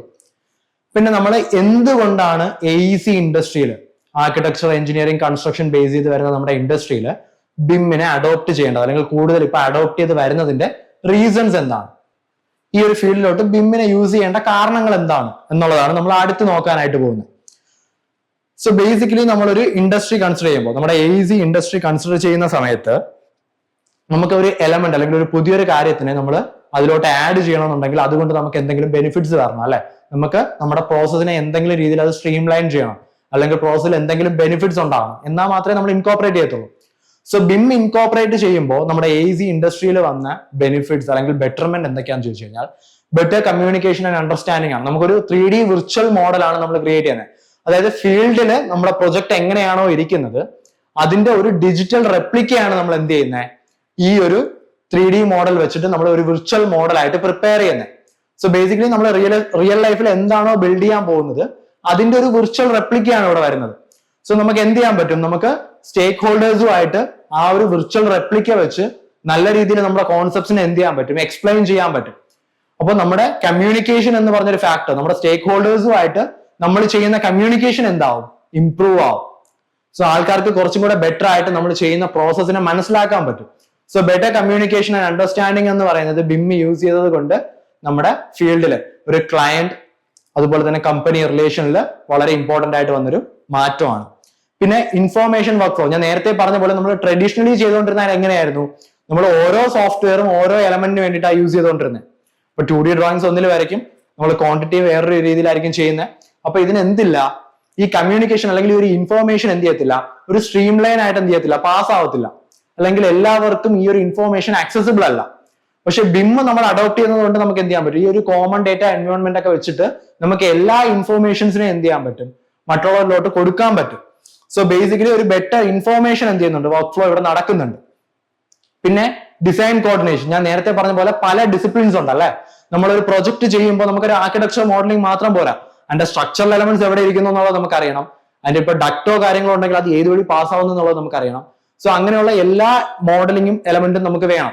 ഇപ്പൊ BIM ഇല്ലാതിരുന്ന സമയത്ത് എന്താ, ഇത് ഇൻഡിവിജ്വൽ ആയിട്ട് ചെയ്തിട്ട് അവർ ഫീൽഡിൽ അതാത് മോഡലിനെ ബേസ് ചെയ്തിട്ട് വർക്ക് ചെയ്യുമ്പോൾ അവിടെ ഡിസൈനിൽ എന്ത് വന്നിട്ടുണ്ട്, മിസ്പ്രൊപ്പോർഷൻസ് വന്നിട്ടുണ്ടാവാം, ക്ലാഷസ് വന്നിട്ടുണ്ടാവാം, അത് കാരണം നമുക്ക് റീവർക്ക് ചെയ്യേണ്ടി വന്നിട്ടുണ്ടാവാം, അത് കാരണം നമുക്ക് ടൈം വേസ്റ്റ് ആണ്, കോസ്റ്റിന്റെ എക്സ്ട്രാ എമൗണ്ട് നമുക്ക് സ്പെൻഡ് ആവുന്നുണ്ട് അല്ലെ. അപ്പൊ അങ്ങനെയുള്ള കാര്യങ്ങളെല്ലാം എന്ത് ചെയ്യാൻ പറ്റും, നമുക്ക് അവോയ്ഡ് ചെയ്യാൻ പറ്റും. നമുക്ക് ഡിസൈൻ സ്റ്റേജിൽ തന്നെ കോർഡിനേഷൻ ചെയ്തിട്ട് നമ്മുടെ ഡിസൈൻ കോർഡിനേഷൻ അല്ലെങ്കിൽ നമ്മുടെ ഇൻഡിവിജ്വൽ എലമെന്റ്സിന് എന്ത് ചെയ്യാൻ പറ്റും, ക്ലബ് ചെയ്ത് നമുക്ക് ഒരു കൊളാബറേറ്റീവ് വർക്ക് സ്പേസിൽ നമുക്കത് കാണാൻ പറ്റും. സോ നമുക്ക് ബെറ്റർ ആക്യുറസി കിട്ടി നമ്മുടെ മോഡലിംഗ്സിനെ പറ്റിയിട്ട്. പിന്നെന്താ, ബിൽഡിംഗ് പെർഫോമൻസ്, ഞാൻ നേരത്തെ പറഞ്ഞ പോലെ ഫെസിലിറ്റി മാനേജ്മെന്റ് വരെ നമുക്ക് BIM യൂസ് ചെയ്യാം അല്ലെ. അപ്പൊ അതിന്റെ പെർഫോമൻസ് കോസ്റ്റും കാര്യങ്ങളൊക്കെ നമുക്ക് മോണിറ്റർ ചെയ്യാം, അതിന്റെ വാറന്റി ഷെഡ്യൂൾസ് നമുക്ക് മോണിറ്റർ ചെയ്യാം. അപ്പൊ പെർഫോമൻസിന് നമുക്ക് എന്ത് ചെയ്യാൻ പറ്റി, ഒരു അപ്സ്കെയിൽ ചെയ്യാനായിട്ട് പറ്റി. BIM യൂസ് ചെയ്യുന്നത് കൊണ്ട് അതിന്റെ ഫെസിലിറ്റി മാനേജ്മെന്റ് വഴി നമുക്ക് എന്ത് ചെയ്യാൻ പറ്റും, ഒരു ബിൽഡിങ്ങിന്റെ ഓപ്പറേഷൻ സ്റ്റേജ് വരെ മോണിറ്റർ ചെയ്യാൻ പറ്റുന്നത് കൊണ്ട് ബിൽഡിംഗ് പെർഫോമൻസിനെ നമുക്ക് എന്ത് ചെയ്യാൻ പറ്റുന്നുണ്ട്, ഇംപ്രൂവ് ചെയ്യാൻ പറ്റുന്നുണ്ട്. പിന്നെ പ്രൊജക്ട് ഡെലിവറി എഫക്റ്റീവ് ആക്കി, ഇൻ ദ സെൻസ് നമ്മൾ എല്ലാം ഡിസൈൻ ഫേസിൽ തന്നെ ക്ലാരിഫൈ ചെയ്യുവാണ്. നമ്മുടെ ഡ്രോയിങ്സ് നമ്മൾ കംപ്ലീറ്റ് ചെയ്യുന്നുണ്ട്, നമ്മൾ മോഡലിംഗ് കംപ്ലീറ്റ് ചെയ്യുന്നുണ്ട്, ക്ലാഷ് ഡിറ്റക്ഷൻ ചെയ്യുന്നുണ്ട്, ഷെഡ്യൂൾ ചെയ്യുന്നുണ്ട്, കോസ്റ്റ് ചെയ്യുന്നുണ്ട്, എല്ലാ കാര്യങ്ങളും ചെയ്യുന്നുണ്ട്. അപ്പൊ പ്രൊജക്ട് ഫീൽഡിൽ തുടങ്ങുന്നതിന് മുന്നേ തന്നെ നമ്മൾ എന്ത് ചെയ്യുന്നുണ്ട്, ഇത്തരത്തിലുള്ള എല്ലാ കാര്യങ്ങളും നമ്മൾ സോൾവ് ചെയ്തെടുക്കുന്നുണ്ട്. അപ്പൊ നമ്മുടെ പ്രൊജക്ട് ചെയ്യുന്ന എഫിഷ്യൻസി എന്തായി കൂടി അല്ലെ. നമ്മൾ പ്രൊജക്ട് ഫീൽഡിൽ ചെയ്യുമ്പോൾ ഒരുപാട് കൺഫ്യൂഷൻസ് അവിടെ ഓൾറെഡി ഇല്ലാതായിട്ടുണ്ട്. നമുക്ക് കൺഫ്യൂഷൻസ് ഇല്ല, നമ്മൾ ക്ലിയർ ആണ് നമുക്ക് എന്ത് പ്രൊസീഡ് ചെയ്യണം, അടുത്ത് എന്താണ് ചെയ്യേണ്ടത്, നമുക്കിപ്പോ എന്തെങ്കിലും ഒരു ഡിലേ വന്നാൽ അതിനെ എങ്ങനെ ഹാൻഡിൽ ചെയ്യാം. സോ ഇങ്ങനെയുള്ള എല്ലാ കാര്യങ്ങളെ പറ്റിയിട്ടുള്ള പ്ലാനും പരിപാടിയും എല്ലാം നമ്മൾ എന്ത് ചെയ്തിട്ടുണ്ട്, കൺസ്ട്രക്ഷൻ ഫേസിന് മുന്നേ സെറ്റ് ചെയ്തിട്ടുണ്ട്. സോ നമുക്ക് എന്ത് ചെയ്യാൻ പറ്റുന്നുണ്ട്, പ്രോജക്റ്റ് നമുക്ക് എഫിഷ്യന്റ് ആയിട്ട് ഡെലിവർ ചെയ്യാനായിട്ട് പറ്റുന്നുണ്ട്. പിന്നെ അടുത്ത് ഇത്രയും കാര്യങ്ങൾ നിങ്ങൾക്ക് ഓക്കെ അല്ലേ, നമ്മളെ BIM എന്താണ്, അതിന്റെ ഫീച്ചേഴ്സ് എന്താണ്, അതിന്റെ ഡയമെൻഷൻസ് എന്താണ്, നമ്മൾ ബിം അഡോപ്റ്റ് ചെയ്യുന്നത് കൊണ്ട് നിങ്ങൾക്ക് എന്തൊക്കെ ബെനിഫിറ്റ്സ് ആണ് ഉണ്ടാവുന്നത്, അല്ലെങ്കിൽ നമ്മുടെ ഇൻഡസ്ട്രിയിൽ എന്തൊക്കെ മാറ്റങ്ങളാണ് സംഭവിച്ചത്, ഇത്രയും കാര്യങ്ങളെ പറ്റിയുള്ള ഒരു ഐഡിയ നിങ്ങൾക്ക് കിട്ടിയോ? ഒരു റഫ് ഐഡിയ നിങ്ങൾക്ക് കിട്ടിയിട്ടുണ്ടോ? ഒരു റഫ് ഐഡിയ എങ്കിലും നിങ്ങൾക്ക് കിട്ടുന്നുണ്ടല്ലോ. ലൈക്ക് ഇന്നത്തെ ഒരു ക്ലാസ് കൊണ്ടോ അല്ലെങ്കിൽ 1 hour കൊണ്ടോ നമുക്ക് ബിമ്മിന്റെ എല്ലാ ആസ്പെക്ടും നമുക്ക് പ്രസന്റ് ചെയ്യാൻ പറ്റിയെന്ന് വരത്തില്ല. പക്ഷെ പറയുന്ന കാര്യങ്ങൾ എന്താന്നുള്ള ഒരു ലൈക്ക് ബിം എന്താണ്, അത് എങ്ങനെയാണ് നമ്മൾ പ്രൊസീഡ് ചെയ്യുന്നത്, ഇങ്ങനെയുള്ള ഒരു റഫ് ഐഡിയ നിങ്ങൾക്ക് കിട്ടുന്നുണ്ടല്ലോ. Okay, fine. സോ നമുക്കിനി നിങ്ങൾ ബിം എടുത്തു കഴിഞ്ഞാൽ അല്ലെങ്കിൽ ബിം എടുത്ത് പഠിച്ചു കഴിഞ്ഞാൽ ബിം നിങ്ങളുടെ റെസ്യൂമയിലോട്ട് ആഡ് ആയി കഴിഞ്ഞാൽ നിങ്ങൾക്ക് വരുന്ന കരിയർ ഓപ്പർച്യൂണിറ്റീസ് ആണ്. അതിൽ കുറച്ചാണ് ഞാൻ ഇവിടെ ലിസ്റ്റ് ചെയ്തേക്കുന്നത്. സോ നമ്മളിപ്പോ സാധാരണമായിട്ട് ഒരു സിവിൽ എഞ്ചിനീയറിംഗ് ഗ്രാജുവേറ്റ് എന്നുള്ള ലെവലിൽ ഇറങ്ങുമ്പോൾ അത് ഏത് എഞ്ചിനീയറിംഗ് ആവാം, അതല്ലെന്നുണ്ടെങ്കിൽ എന്താ ഇപ്പോൾ ഡിപ്ലോമയോ അല്ലെങ്കിൽ ITയോ അങ്ങനെ എന്തെങ്കിലും ഒരു കാര്യങ്ങൾ കഴിഞ്ഞ് നമ്മളൊരു സിവിൽ എഞ്ചിനീയറിംഗ് ബാക്ക്ഗ്രൗണ്ട് ചെയ്യുന്ന ഒരു ഗ്രാജുവേറ്റ് ആയി ഇറങ്ങുമ്പോൾ നമുക്ക് ഉണ്ടാവുന്ന ഓപ്പർച്യൂണിറ്റീസ്. ഓക്കെ, ബേസിക്കലി നിങ്ങൾ ഒരുപാട് പേര് എന്തിലോട്ടായിരിക്കും, ചിലർക്ക് ഇപ്പോൾ ഗവൺമെന്റ് ജോബിലോട്ട് പോകുന്നവർ കാണാം, അതല്ലെങ്കിൽ ചിലരിപ്പോ ലൈക്ക് സൈറ്റ് എഞ്ചിനീയർ അങ്ങനെയുള്ള ഒരു ഇതിലോട്ട് പോകുന്നവർ കാണാം. സോ ഇതിന്റെ കുഴപ്പം എന്താന്ന് വെച്ചാൽ നിങ്ങൾക്ക് പലർക്കും കുറച്ചധികം ഓപ്പർച്യൂണിറ്റീസ് അവിടെ ഉണ്ടെന്നുള്ള ഒരു ഐഡിയ ഇല്ല. നിങ്ങളുടെ ഇപ്പൊ പഠിച്ചിറങ്ങുന്ന മിക്ക കുട്ടികൾക്കും ഇപ്പൊ ബിം നമ്മളിപ്പോ കോളേജ് വർക്ക്ഷോപ്സിൽ പോകുമ്പോഴായാലും അവരുടെ അടുത്ത് ചോദിക്കുമ്പോഴായാലും അവർ പറയുന്ന ഓപ്ഷൻസ് ഭയങ്കര ലിമിറ്റഡ് ആണ്. എനിക്ക് ഗവൺമെന്റ് ജോലി പോകണം, അല്ലെങ്കിൽ എനിക്ക് ബാങ്ക് കോച്ചിങ്ങിലോട്ട് പോകണം, അല്ലെങ്കിൽ സൈറ്റ് വർക്കിന് ഞാൻ പോവുകയാണ്. ഇതൊന്നും തെറ്റാണെന്നൊന്നും അല്ല ഞാൻ പറയുന്നത്. പക്ഷെ ഒരു കൺസ്ട്രെയിൻ മൈൻഡോട് കൂടി ഇത് ചിന്തിക്കേണ്ട എന്നുള്ളതാണ്. നിങ്ങൾക്ക് ഓപ്പർച്യൂണിറ്റീസ് കുറച്ച് അധികം ഉണ്ട്. പക്ഷെ നമ്മൾ അതിനനുസരിച്ച് എന്ത് ചെയ്യേണ്ടി വരും? നമ്മളൊരു സാധാരണ ഒരു ഗ്രാജുവേറ്റ് ഒരു സർട്ടിഫിക്കറ്റ് മാത്രം അല്ലാണ്ട് നമ്മൾ എന്തെങ്കിലും ഒരു അഡീഷണൽ സെറ്റ് ഓഫ് സ്കിൽസ്, നമുക്ക് ഇൻഡസ്ട്രിയിൽ ഡിമാൻഡ് ആയിട്ട് നിൽക്കുന്ന എന്തെങ്കിലും ഒരു സ്കില്ലും കൂടി നമ്മൾ അക്വയർ ചെയ്ത് കഴിഞ്ഞാൽ നിങ്ങൾക്ക് ഉണ്ടാവുന്ന ഈ ഒരു ഓപ്പർച്യൂണിറ്റീസിന്റെ നമ്പർ കുറച്ച് കൂടുതലായിരിക്കും. നിങ്ങൾക്ക് കുറച്ചുകൂടെ ഓപ്ഷൻസ് ഉണ്ട് ചൂസ് ചെയ്യാനായിട്ട്. സോ നിങ്ങൾക്ക് ഏതാണോ ബെറ്റർ ആയിട്ട് തോന്നുന്നത് അതിലോട്ട് നിങ്ങൾക്ക് എന്ത് ചെയ്യാൻ പറ്റും? ജമ്പ് ചെയ്യാൻ പറ്റും. സോ ഇതിൽ നമ്മളിപ്പോ ബിം ബേസ് ചെയ്ത് നമ്മൾ പറയുവാണെങ്കിൽ നിങ്ങൾക്ക് എൻട്രി ലെവൽ പൊസിഷൻ ആയിട്ട് വരാൻ പോകുന്ന ബിം മോഡലർ എന്നുള്ള രീതിയിലായിരിക്കും. അത് ജൂനിയർ ബിം മോഡലർ എന്നുള്ള രീതിയിലായിരിക്കും നിങ്ങൾ കയറാൻ പോകുന്നത്. ബേസിക്കലി ബിം മോഡലർ എന്ന് പറഞ്ഞു കഴിഞ്ഞാൽ നിങ്ങളൊരു 3D മോഡലിംഗ് ചെയ്യുന്നു, അല്ലെങ്കിൽ ആ 3D മോഡലിൽ നിന്ന് നിങ്ങൾ 2D പ്ലാൻസ് ലൈക്ക് എക്സ്ട്രാക്ട് ചെയ്യുന്നു. സോ ഇങ്ങനെയുള്ള വർക്കുകളായിരിക്കും നിങ്ങൾ എന്ത് ചെയ്യുന്നത്? ഒരു ബിം മോഡലർ എന്നുള്ള രീതിയിൽ ചെയ്യാൻ പറ്റുന്നത്. അതിൽ തന്നെ ആർക്കിടെക്ചർ മോഡലർ ഉണ്ട്, സ്ട്രക്ചറൽ മോഡലർ ഉണ്ട്, ഇൻഫ്രാസ്ട്രക്ചർ ഉണ്ട്, MEP ഉണ്ട്, അങ്ങനെ പല ഡയമെൻഷൻസ് ഉണ്ട്, അല്ലെങ്കിൽ പല ഡിസിപ്ലിൻസ് ഉണ്ട്. സോ എൻട്രി ലെവൽ പൊസിഷൻ എന്ന് പറയുന്നത് ബിം മോഡലർ എന്നുള്ള രീതിയിലായിരിക്കും നിങ്ങൾ കയറാൻ പോകുന്നത്. ഇപ്പൊ നമ്മളൊരു ജനറൽ സ്റ്റാൻഡേർഡ് നോക്കിക്കഴിഞ്ഞാൽ നമ്മൾ ഇന്ത്യ പുറത്താണെങ്കിൽ ഇതിനെക്കാട്ടിയും കൂടുതലാണ്. നമ്മൾ ഇന്ത്യക്കകത്തുള്ള ഒരു നോർമൽ ട്രെൻഡ് നമ്മൾ നോക്കിക്കഴിഞ്ഞാൽ അറൌണ്ട് 20,000 to 30,000 ആണ് സ്റ്റാർട്ടിംഗ് പാക്കേജ് ആയിട്ട് വീഴുന്നത്. നിങ്ങൾ ട്രെയിനി അല്ലാതെ പോയി കഴിഞ്ഞാൽ, ട്രെയിനി എന്ന് പറഞ്ഞാൽ ചില companies right out of college എന്ത് ചെയ്യും? ബിം ട്രെയിനി എന്നുള്ള രീതിയിൽ എടുക്കാറുണ്ട്. എന്നിട്ട് അവര് തന്നെ നിങ്ങൾക്ക് എന്ത് ചെയ്യും? കുറച്ച് ബേസിക് ആയിട്ടുള്ള കാര്യങ്ങളൊക്കെ പറഞ്ഞു ഒരു ട്രെയിനി, ഒരു ഇന്റേൺഷിപ്പ് പോലെയോ അല്ലെങ്കിൽ ഒരു ട്രെയിനി പൊസിഷനിലോ നിങ്ങൾ നിൽക്കുമായിരിക്കും. സോ അങ്ങനെയുള്ളതാണെങ്കിൽ നിങ്ങൾക്ക് ഒരു 10 or 12 ഒക്കെ കിട്ടത്തുള്ളൂ. അതല്ലാണ്ട് നിങ്ങൾക്ക് സ്കില്ല് നിങ്ങൾ പഠിച്ചിട്ട് നിങ്ങളായിട്ട് ജോബ് സെർച്ച് ചെയ്ത് അല്ലെങ്കിൽ നിങ്ങൾ അങ്ങനെയുള്ള രീതിയിൽ ഒരു സ്കിൽഡ് പ്രൊഫഷണൽ ആയിട്ട് നിങ്ങൾ പോവുകയാണെങ്കിൽ നിങ്ങൾക്ക് കിട്ടാൻ പോകുന്ന എൻട്രി പൊസിഷൻ ബിം മോഡൽ എന്നുള്ള രീതിയിലായിരിക്കും. സാലറി സ്കെയിൽ 20,000 to 30,000 വരുന്നത്. പിന്നെ ഈ ബിമ്മിനെ ബേസ് ചെയ്തത്തോളം നിങ്ങൾ എത്രത്തോളം എക്സ്പീരിയൻസ് അക്വയർ ചെയ്യുന്നോ അതിനനുസരിച്ചിട്ട് നിങ്ങൾക്ക് എന്ത് ചെയ്യാൻ പറ്റും? നിങ്ങൾക്ക് ഒരു സാലറി ഗ്രോത്ത് അല്ലെങ്കിൽ ഒരു കരിയർ ഗ്രോത്ത് നിങ്ങൾക്ക് കിട്ടും.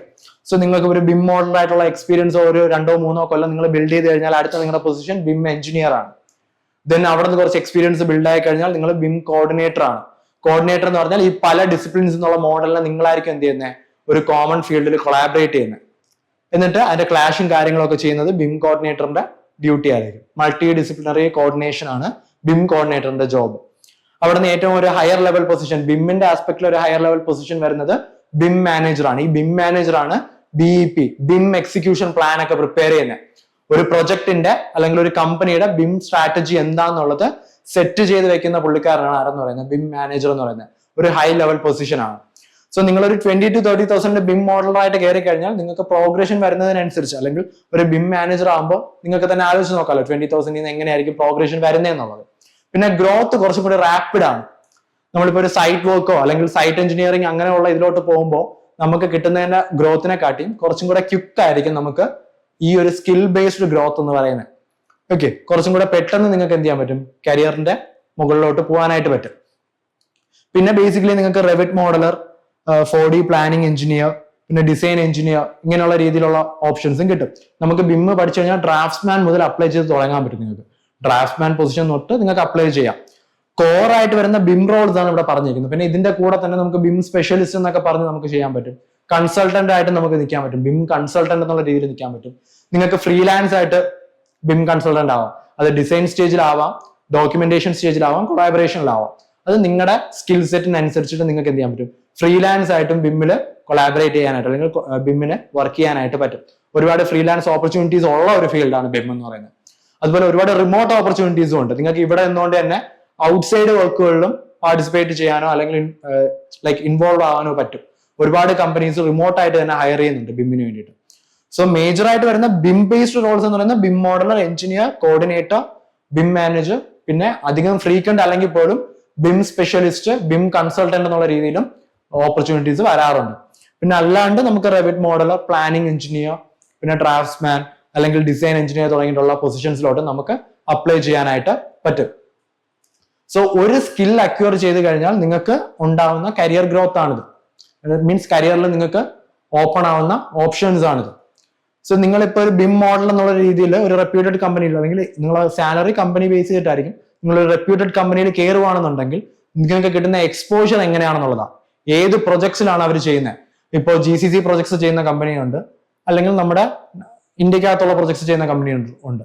അപ്പൊ നിങ്ങൾ എക്സ്പോസ് ആവുന്ന കമ്പനിക്ക് അനുസരിച്ച്, നിങ്ങൾ ഗെയിൻ ആവുന്ന നോളേജിനനുസരിച്ച് നിങ്ങൾക്ക് എന്ത് ചെയ്യാൻ പറ്റും, നിങ്ങളുടെ ഗ്രോത്ത് എത്രയ്ക്ക് മാറും. അല്ലെങ്കിൽ നിങ്ങൾക്ക് ഒരു GCC എക്സ്പീരിയൻസ് ഉണ്ടെങ്കിൽ നിങ്ങൾക്ക് കിട്ടാൻ പോകുന്ന അടുത്ത സ്റ്റേജ് ഓഫ് സാലറി എന്ന് പറയുന്നത് കുറച്ചും കൂടെ, നമ്മളിപ്പോൾ 20-30 എന്നൊക്കെ പറഞ്ഞാൽ നേരെ ഒരു 50-60 നമുക്ക് ജമ്പാവാൻ പറ്റും. ഞാൻ ചുമ്മാ പറയുന്നതല്ല, എനിക്കറിയാം അങ്ങനെ ജമ്പായ ആൾക്കാർ. ഞാൻ ചുമ്മാ ഇവിടെ നിന്നിട്ട് ജസ്റ്റ് ഞാൻ ഇതൊന്ന് ബലിപ്പിച്ചെടുക്കാൻ വേണ്ടി പറയുന്നതല്ല. എന്റെ കൂടെ വർക്ക് ചെയ്തിട്ടുള്ള ആൾക്കാരുണ്ട്, അല്ലെങ്കിൽ ഞാൻ പഠിപ്പിച്ചിട്ടുള്ള ആൾക്കാരുണ്ട്.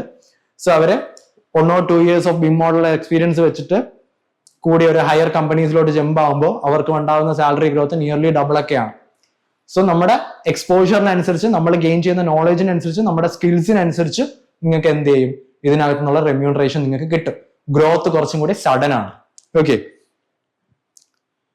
പിന്നെ നമ്മളിപ്പോ സ്കിൽസിന്റെ ഭാഗമായിട്ട് ഞാൻ ഓൾറെഡി ആദ്യമേ പറഞ്ഞിരുന്നു നമുക്കൊരു ബിമ്മിന്റെ കോഴ്സ് ഉണ്ടെന്നുള്ളത്. സോ നമ്മൾ ഓഫർ ചെയ്യുന്നത് ബിം സ്ട്രക്ചറിന്റെ കോഴ്സ് ആണ്. സ്ട്രക്ചറൽ മോഡലിംഗ് ആൻഡ് ഡീറ്റെയിലിംഗ് ആണ് അതിനകത്ത് വരുന്നത് ബേസിക്കലി. സോ ഞാൻ ആ ഒരു കോഴ്സും കൂടെ ജസ്റ്റ് ഇവിടെ ഒന്ന് ഇൻട്രൊഡ്യൂസ് ചെയ്യാം. സോ നമ്മുടെ ബിം സ്ട്രക്ചർ കോഴ്സ് ആണ് വരുന്നത്. ഇതെന്ന് പറഞ്ഞാൽ ഒരു 6 months വരുന്ന ഒരു ഡിപ്ലോമ പ്രോഗ്രാം ആയിട്ടാണ് വരുന്നത്. ഒരു 6 മാസത്തെ ഡിപ്ലോമ പ്രോഗ്രാം ആയിട്ടാണ് നമുക്ക് വരുന്നത്. സോ ബേസിക്കലി നമുക്ക് നേരത്തെ പറഞ്ഞ പോലെ നമുക്ക് സ്ട്രക്ചറൽ ഡിസൈനിങ് ഉണ്ട്, അതുപോലെ ക്വാണ്ടിറ്റി സർവേയിങ് ഉണ്ട്, അതിന്റെ കൂടെ തന്നെ ഈ ബിം സ്ട്രക്ചർ കോഴ്സ് ഉണ്ട്. മൂന്നും നമുക്ക് ഡിപ്ലോമ കോഴ്സസ് ആണ്. ഒരു 6 month ഡിപ്ലോമ പ്രോഗ്രാം ആയിട്ടാണ് വരുന്നത്. CTDSന്റെ സർട്ടിഫിക്കേഷൻ ആണ് നമ്മൾ വരുന്നത്. Council for technological development and continuing academic education and scientific studies. So ആ ഒരു കൗൺസിലിന്റെ സർട്ടിഫിക്കറ്റ് ആണ് നമുക്ക് വരുന്നത്. CTDS സർട്ടിഫിക്കറ്റ് ആണ് വരുന്നത്. എംബസി അറ്റസ്റ്റേഷൻ എലിജിബിൾ ആണ്. നമുക്ക് ഇമ്പോർട്ടന്റ് ആയിട്ട്, അല്ലെങ്കിൽ നമുക്ക് വളരെ ഇമ്പോർട്ടന്റ് ആയിട്ട് സ്കിൽ ഡെവലപ്മെന്റ് ഇൻഡസ്ട്രിയിൽ വാല്യൂ ഉള്ള ഒരു സർട്ടിഫിക്കറ്റ് തന്നെയാണ് CTDSന്റെ സർട്ടിഫിക്കറ്റ്. പിന്നെ ഈ കോഴ്സിനകത്ത് ലൈവ് പ്രൊജക്ടിന്റെ ഇതുണ്ട്. അതായത് നിങ്ങൾ പഠിച്ചു കഴിഞ്ഞിട്ട് നിങ്ങളൊരു ലൈവ് പ്രൊജക്റ്റിലായിരിക്കും ഈ ഒരു സ്കിൽസിനെ നിങ്ങൾ എന്ത് ചെയ്യാൻ പോകുന്നത്, ഒന്ന് യൂസ് ചെയ്യാൻ പോകുന്നത്. സോ ലൈവ് പ്രൊജക്ട് എക്സ്പോഷർ ഇവിടെ വരുന്നുണ്ട്. പിന്നെ സ്കിൽസിന്റെ സൈഡിൽ നിന്ന് നിങ്ങൾക്ക് പ്ലേസ്മെന്റ് അസിസ്റ്റൻസ് ആണ് വരുന്നുണ്ട്. അപ്പൊ നമുക്ക് ഒരുപാട് പേര് ഇപ്പോൾ സ്ട്രക്ചർ ഡിസൈൻ, ക്വാണ്ടിറ്റി സർവേയിങ് ഇതുപോലുള്ള കോഴ്സുകൾ മുന്നേ ചെയ്തവര് ഒരുപാട് പേര് നമ്മൾ പ്ലേസ്മെന്റ് അസിസ്റ്റൻസ് വഴി പ്ലേസ്ഡ് ആയിട്ടുണ്ട്. സോ അതുപോലെ നമുക്ക് ഈ ഒരു കോഴ്സിനകത്ത് നിങ്ങൾക്ക് പ്ലേസ്മെന്റ് അസിസ്റ്റൻസ് വരുന്നുണ്ട്. പിന്നെ നമ്മുടെ കോഴ്സിന്റെ മോഡ് വരുന്നത് ഓൺലൈൻ ആണ്. അപ്പൊ നിങ്ങൾക്ക് ഇപ്പോൾ വർക്കിംഗ് പ്രൊഫഷൻ, ഞാൻ പറഞ്ഞല്ലോ നമ്മുടെ കോഴ്സ് കൂടുതലും വർക്കിംഗ് പ്രൊഫഷണൽസ് ഒക്കെ വരുന്നതാണ്. അപ്പൊ അവർക്കും കൂടി വേണ്ടിയിട്ട് നമുക്ക് കുറച്ചും കൂടി വർക്കിംഗ് പ്രൊഫഷണൽസിനും കൂടി കുറച്ചും കൂടി കംഫർട്ടബിൾ ആയിട്ട് ഇരിക്കാനായിട്ട് നമ്മൾ ഓൺലൈൻ മോഡലാണ് നമ്മുടെ കോഴ്സ് സെറ്റ് ചെയ്തേക്കുന്നത്. ലൈവ് ക്ലാസ്സസ് ഉണ്ട്, അതുപോലെ തന്നെ ആ ലൈവിന്റെ റെക്കോർഡ് നിങ്ങൾക്ക് അവൈലബിൾ ആണ്. അത് എൻറ്റയർ കോഴ്സ് ഡ്യൂറേഷനിൽ നിങ്ങൾക്ക് കിട്ടും. ഇപ്പോൾ ഒരു ദിവസം ക്ലാസ് മിസ് ഔട്ട് ആയാലും നിങ്ങൾക്ക് എന്ത് ചെയ്യാൻ പറ്റും, അത് അടുത്ത ദിവസം അത് കണ്ട് മനസ്സിലാക്കി പഠിച്ച് എടുക്കാനായിട്ട് പറ്റും. ഡൗട്ട് ക്ലിയറൻസിന് 24 hours ഫാക്കൽറ്റീസ് നമുക്ക് അവൈലബിൾ ആണ്.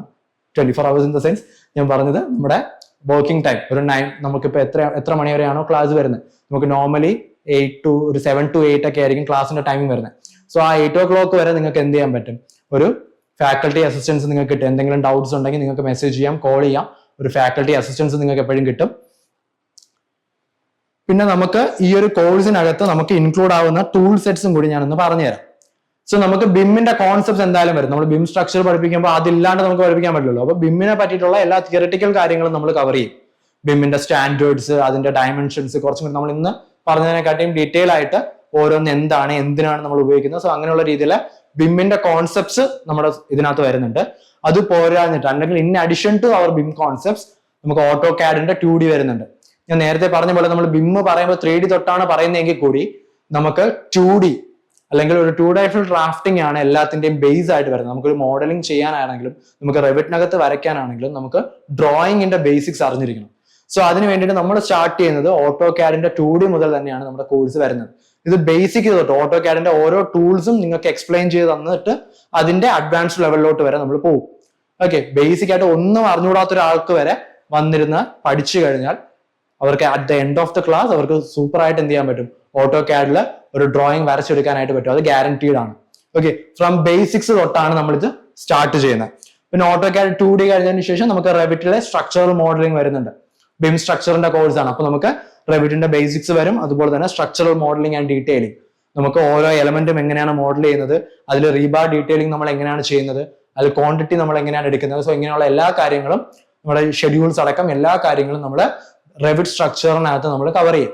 സോ സ്ട്രക്ചറൽ മോഡ്യൂളിനെ ബേസ് ചെയ്തിട്ടുള്ള റെവിറ്റിന്റെ കംപ്ലീറ്റ് കാര്യങ്ങളും നമ്മുടെ ഈ ഒരു കോഴ്സിനകത്ത് കവർ ചെയ്യും. പിന്നെ അനാലിസിസിന് വേണ്ടിയിട്ട് നമ്മൾ സ്റ്റാറ്റ് പ്രോ പ്രൊവൈഡ് ചെയ്യുന്നുണ്ട്. നമ്മളെ ഒരു സ്ട്രക്ചറൽ അനാലിസിസ് സോഫ്റ്റ്വെയർ എന്നുള്ള രീതിയിൽ സ്റ്റാറ്റ് പ്രോയിൽ നമ്മളെ എലമെന്റ് എങ്ങനെയായിരിക്കും ഡിസൈൻ ചെയ്യുന്നത് അല്ലെങ്കിൽ അതിന്റെ അനാലിസിസ് എങ്ങനെയായിരിക്കും റൺ ചെയ്യുന്നത്. സോ അങ്ങനെ സ്റ്റാറ്റ് പ്രോയുടെ കോഴ്സ് അല്ലെങ്കിൽ അതിന്റെ ഒരു മോഡ്യൂൾ നമ്മുടെ ഇതിനകത്ത് വരുന്നുണ്ട്. പിന്നെ നാവിസ് വർക്ക്സ്, ഞാൻ നേരത്തെ പറഞ്ഞതുപോലെ നമുക്ക് ബിമ്മിനകത്ത് എഫിഷ്യന്റ് ആയിട്ട് വർക്ക് ചെയ്യണമെങ്കിൽ മോഡലിംഗ്, അടുത്ത് നമുക്ക് ഇമ്പോർട്ടന്റ് ആയിട്ടുള്ളത് ക്ലാഷ് കോർഡിനേഷൻ ആണ് അല്ലെങ്കിൽ ക്ലാഷ് ഡിറ്റക്ഷൻ ആണ്, clash detection and coordination. So അതിന് വേണ്ടിയിട്ട് നമുക്ക് നാവിസ് വർക്ക്സ് ഉണ്ട്. ഓക്കെ, സോ ബിമ്മിനകത്ത് നിങ്ങൾ നോക്കുമ്പോൾ ബേസിക് ആയിട്ട് 3 എലമെന്റ് ആണ് നോക്കേണ്ടത്: മോഡലിംഗ്, ക്ലാഷ് ഡിറ്റക്ഷൻ, പിന്നെ CDE. സോ ഇത് 3 നോക്കേണ്ടത്. സോ മോഡലിംഗിന് വേണ്ടിയിട്ട് നമ്മൾ റെവിറ്റ് യൂസ് ചെയ്യുന്നുണ്ട്, അനാലിസിസിന് വേണ്ടിയിട്ട് നമ്മൾ സ്റ്റാഡ് യൂസ് ചെയ്യുന്നുണ്ട്, പിന്നെ ബേസിക് കോൺസെപ്റ്റ്സും ബേസിക് ഡ്രാഫ്റ്റിംഗും നിങ്ങൾക്ക് കിട്ടാനായിട്ട് നമ്മൾ 2D എടുക്കുന്നുണ്ട്. Clash detection, coordination, 4D simulation, ഇതിനെല്ലാം വേണ്ടിയിട്ട് നമ്മൾ നാവിസ് വർക്ക്സ് എടുക്കുന്നുണ്ട്. ഇപ്പോൾ 4D 5D ഇതിനകത്ത് നമുക്ക് കവർ ആവും. ഇപ്പോൾ 5D 5th ഡയമെൻഷൻ വരെ നമുക്ക് ഇവിടെ വരുന്നുണ്ട്.